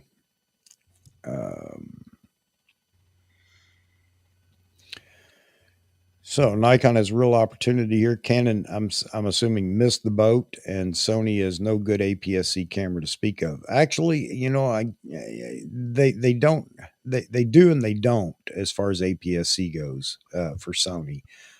For the vloggers and whatnot, I think that everybody loves their APS-C, but anyway, not as a pro body, that's for certain. Nikon has a couple of killer lenses they just released. All they need is a camera to go with it. Yep, I agree. And that's going to be the saving grace for this is if it's pro body and they've got the 400 PF coming out. All right, round of applause. Way to go, Jeff. And if you guys haven't been over, check out his channel, by the way. Same thing with Mr. Jeffrey Neville here. Check out his channel as well. Plug it, Jeffrey. Yeah, just come to selectiveimagery.com or selective imagery from YouTube, and hopefully you'll like what you see and you stick around and you subscribe. I think you'll like it. I think so too. I learn something every time you do it. Not that I had a hankering to learn so much about birds, but it is interesting and I appreciate it. Roy gonna jump on me here. We spend too much time speculating using what we already have. I agree with you, Roy. I agree, but I can't fault Mr. Jeffrey Neville here. He's always out shooting. He's always showing us photos. So if anybody's going to take the brunt of that comment, it would be me, and I'll take it. You're absolutely right. I haven't spent as much time shooting as I have. Well, and I was talking to Vahagan about this as well. He's always on me. You need to start doing some videos, blah, blah, blah. I have a choice. I can give up the live streaming because you can't imagine. It does take up a lot of my time doing this live stream, especially twice a week. So I can give up the live streaming and spend more time out that I would be spending with the live streams, shooting and doing videos, or this. And I just choose this right now. And sooner, somewhere down the road, I'm going to get back to a more normal lifestyle where I can actually do both. But there you have it. And if you want to check out Mr. Jeff and Leslie Wildlife Nature Photography by the same name on YouTube, and he puts out a video, about a video a week or so, and definitely jump over there and give him some love. But congrats on the 60 subscribers, man. Yeah, I'll tell you. they're very good, by the way. I mean, I subscribed recently, so in the last week, so I've been watching some of their videos. Good stuff. Yeah, I enjoy it. There you go. Greg subbed. All right. Yeah, it's hard to, boy, I'll tell you, it's, I can't imagine, with the live streams, like you said, the time you have to put into it. I mean, even just doing the video content or what I'm doing on my channel is sometimes difficult. It's because I don't want it to interfere with what what I really want to do for me, you know. So there's a Yeah. balancing act there, and sometimes you gotta. I haven't done it yet. I say I'm going to do it, throttle back a little bit. I haven't done that yet, but I do like doing the content. I do like sharing the images and whatnot, but it does interfere a little bit because I'm shooting, I'm getting into the video, but really my heart is more with stills photography. So I want to make sure that I keep a balance. I don't want to just turn into the video guy. Well, that's one of the things that YouTube will do for you is it's going to bring out some video in you. You know, you're going to have to produce some video content, and that's what Jeff is saying right here. Yeah. You know, leaning more towards slideshow format until I get a decent video camera. And yeah, first of all, let me say this about everybody loves a high production video to watch for all the different content that you watch. I get that. But if your content is good, it doesn't matter that you're putting all the professional touches on a video. People are going to watch it anyway, just for the content. So content is number one. And then I got to tell you, audio is number two. It's not even the video quality. Audio is as important as the video is. So, but Jeff, you just keep producing what you're producing, and I know that you'll progress, as time goes on when you have the camera you want to use for video or whatever. And I'm the same way. I really need to again spend more time in Final Cut Pro just to get some videos out there. I know that, and I do plan to do it, and I keep saying that, but I do. But right now, I just want to keep the live stream running, and I'm having fun doing that. So there you have it. Subscribe to Greg Wilson's channel as well. Greg Wilson Nature Photography. He's got a nice channel as well. Yeah, absolutely. Absolutely. I mean, we should plug all these guys because I don't think people realize how much effort it is. Even if you're just putting together something that might only be 5 minutes long, it's not. Yeah. It's not 5 minutes on your computer, and it's not 5 minutes of your time by any means. Yeah. So Wolf Tick is let's see, I'm searching right now. Sorry to say I haven't found you on YouTube, but I'm searching right now. There we go. Yeah, look at the subscribers. I was just looking to see what your content's about. Cool. Okay. Bicycles. I like it. Okay, cool. I'll have to check it out, man. Definitely have to subscribe as well. Let me get back over here. So if you guys haven't done it, run over and check out Wolf Tick videos. So he's big here on YouTube. Definitely worth a look. And I'm all about. I'll call out anybody that's when I say call out, recognize anybody on YouTube, because I know that this is a tough game. It really is. Not that I expect to be a Tony Northrup or a Jared Polin or whoever else is out there that's big. But it's really hard to come by subscribers. It takes a while before people trust you, I guess, and decide that they want to be a part of whatever it is you're doing. But yeah, check out Wolf Tick videos, especially if you're into bikes. James says he just checked both out. Good stuff. All right. All right. 50 hours a week on a channel minimum. Wow. It's a lot of work, man. A lot of work. Hey, Terry.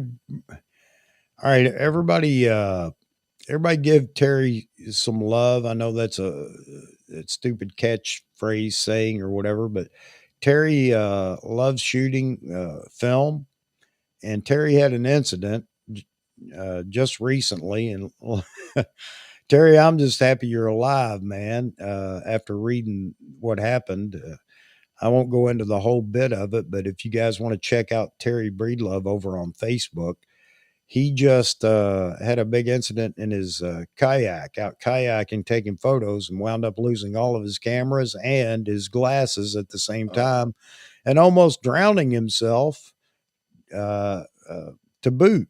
So I'm just happy that you're good to go, Terry, and hope the best on. I know you made a joke of it. Well, this just gives me a reason to buy a new Hasselblad. So there you go. But I'm glad you're okay, brother. Really happy you're okay. Hope you're not banged up too bad. I didn't know this happened to you. Sorry. Yeah. Yep. All right. All right. You're welcome, Terry, man. Care about you, you guys out there, or really do. By the way, for those that have noticed that, hey, John, good to see you in here, man. You're never late here. Nobody's ever late to this show, but appreciate that you'll watch later. And where was I going with that comment I had? Shoot. Well, wasn't important, was it? There you go, shiny object, and I'm done. Yeah, I know that you have just a scratch on your leg, but who cares about that? Just the fact that you're out there, and I know that water had to be cold. Just the fact that and I'm not going to pick on Terry, but Terry's not a 20 something. Okay, so just understand that, and you may understand that. Wow, okay, got it. Pretty traumatic event, but he made light of it. Terry did, but he did talk about the seriousness of what took place, and I'm just glad you're okay, man. Really glad you're okay. Um, oh well, all right. And again, I think it's about time for me to go, and I am going to take David's advice and go do my irrigation again of my sinuses, uh, just to get this junk out of here. Um, but I do appreciate everybody coming in as always. And it's guaranteed on a Wednesday, unless I post something saying I can't possibly make it, that we're going to have this get together. So every Wednesday at 12 noon Eastern time, it's 1700 GMT for all the folks, not all the folks, but some of the folks in Europe, and you can adjust the time based on GMT. Saturday night, of course, we're on.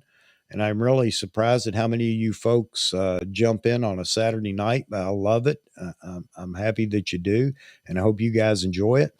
But we'll be back with another topic. I don't know what it'll be, but I'm sure you're going to change it midway through or sooner, and we'll just be in here having fun. Still working on a few guests that I think kind of fit our crowd. They just want to have fun. They're photographers, and I think you guys will enjoy it. Getting close to that time of the month when they'll both be available, I think. So we'll have them in here to talk about their photography, talk to you about their photography, about your photography, and we'll show some of what they do. So with that said, I'm going to turn it over to Mr. Jeffrey for a minute, plug himself, his channel, and to say his goodbyes. Well, nice seeing everybody. I apologize for showing up late, but technical difficulties, and Chuck knows all about that, especially with audio. So we will see you guys hopefully on Saturday. If Chuck wants to put up with me, I'll see you Saturday, and one of these days Chuck will break your record. I don't know when, but we'll break it. Yeah. It definitely won't be right now while I'm battling. Not while you're sick. Yeah, COVID and sinus congestion. But all right, gentlemen, and any ladies that might be out there that haven't made a comment, all are welcome. And I noticed that my demographics for age has shifted, and I'm happy about that. We have some younger folks in here, which of course some of the folks commenting. And I think that's great. It's not just a bunch of white hair sitting around reminiscing ancient glass on cameras. All right. That said, again, thanks for the subscriptions. For those that have subscribed, anybody that you see on the show or see in the chat, I would ask you to go check out their channel if they've mentioned it, or just by their name, and see if they're out there, and give them some love as well. So anyway, that's all. I'm going to go mope around the rest of the day, even though I need to go mow the grass, but it was great being in here with you guys. Thanks for everything, guys. I appreciate all that you do, and always being here. That said, I'm going to say goodbye, and I'll see you all Saturday night. Take care.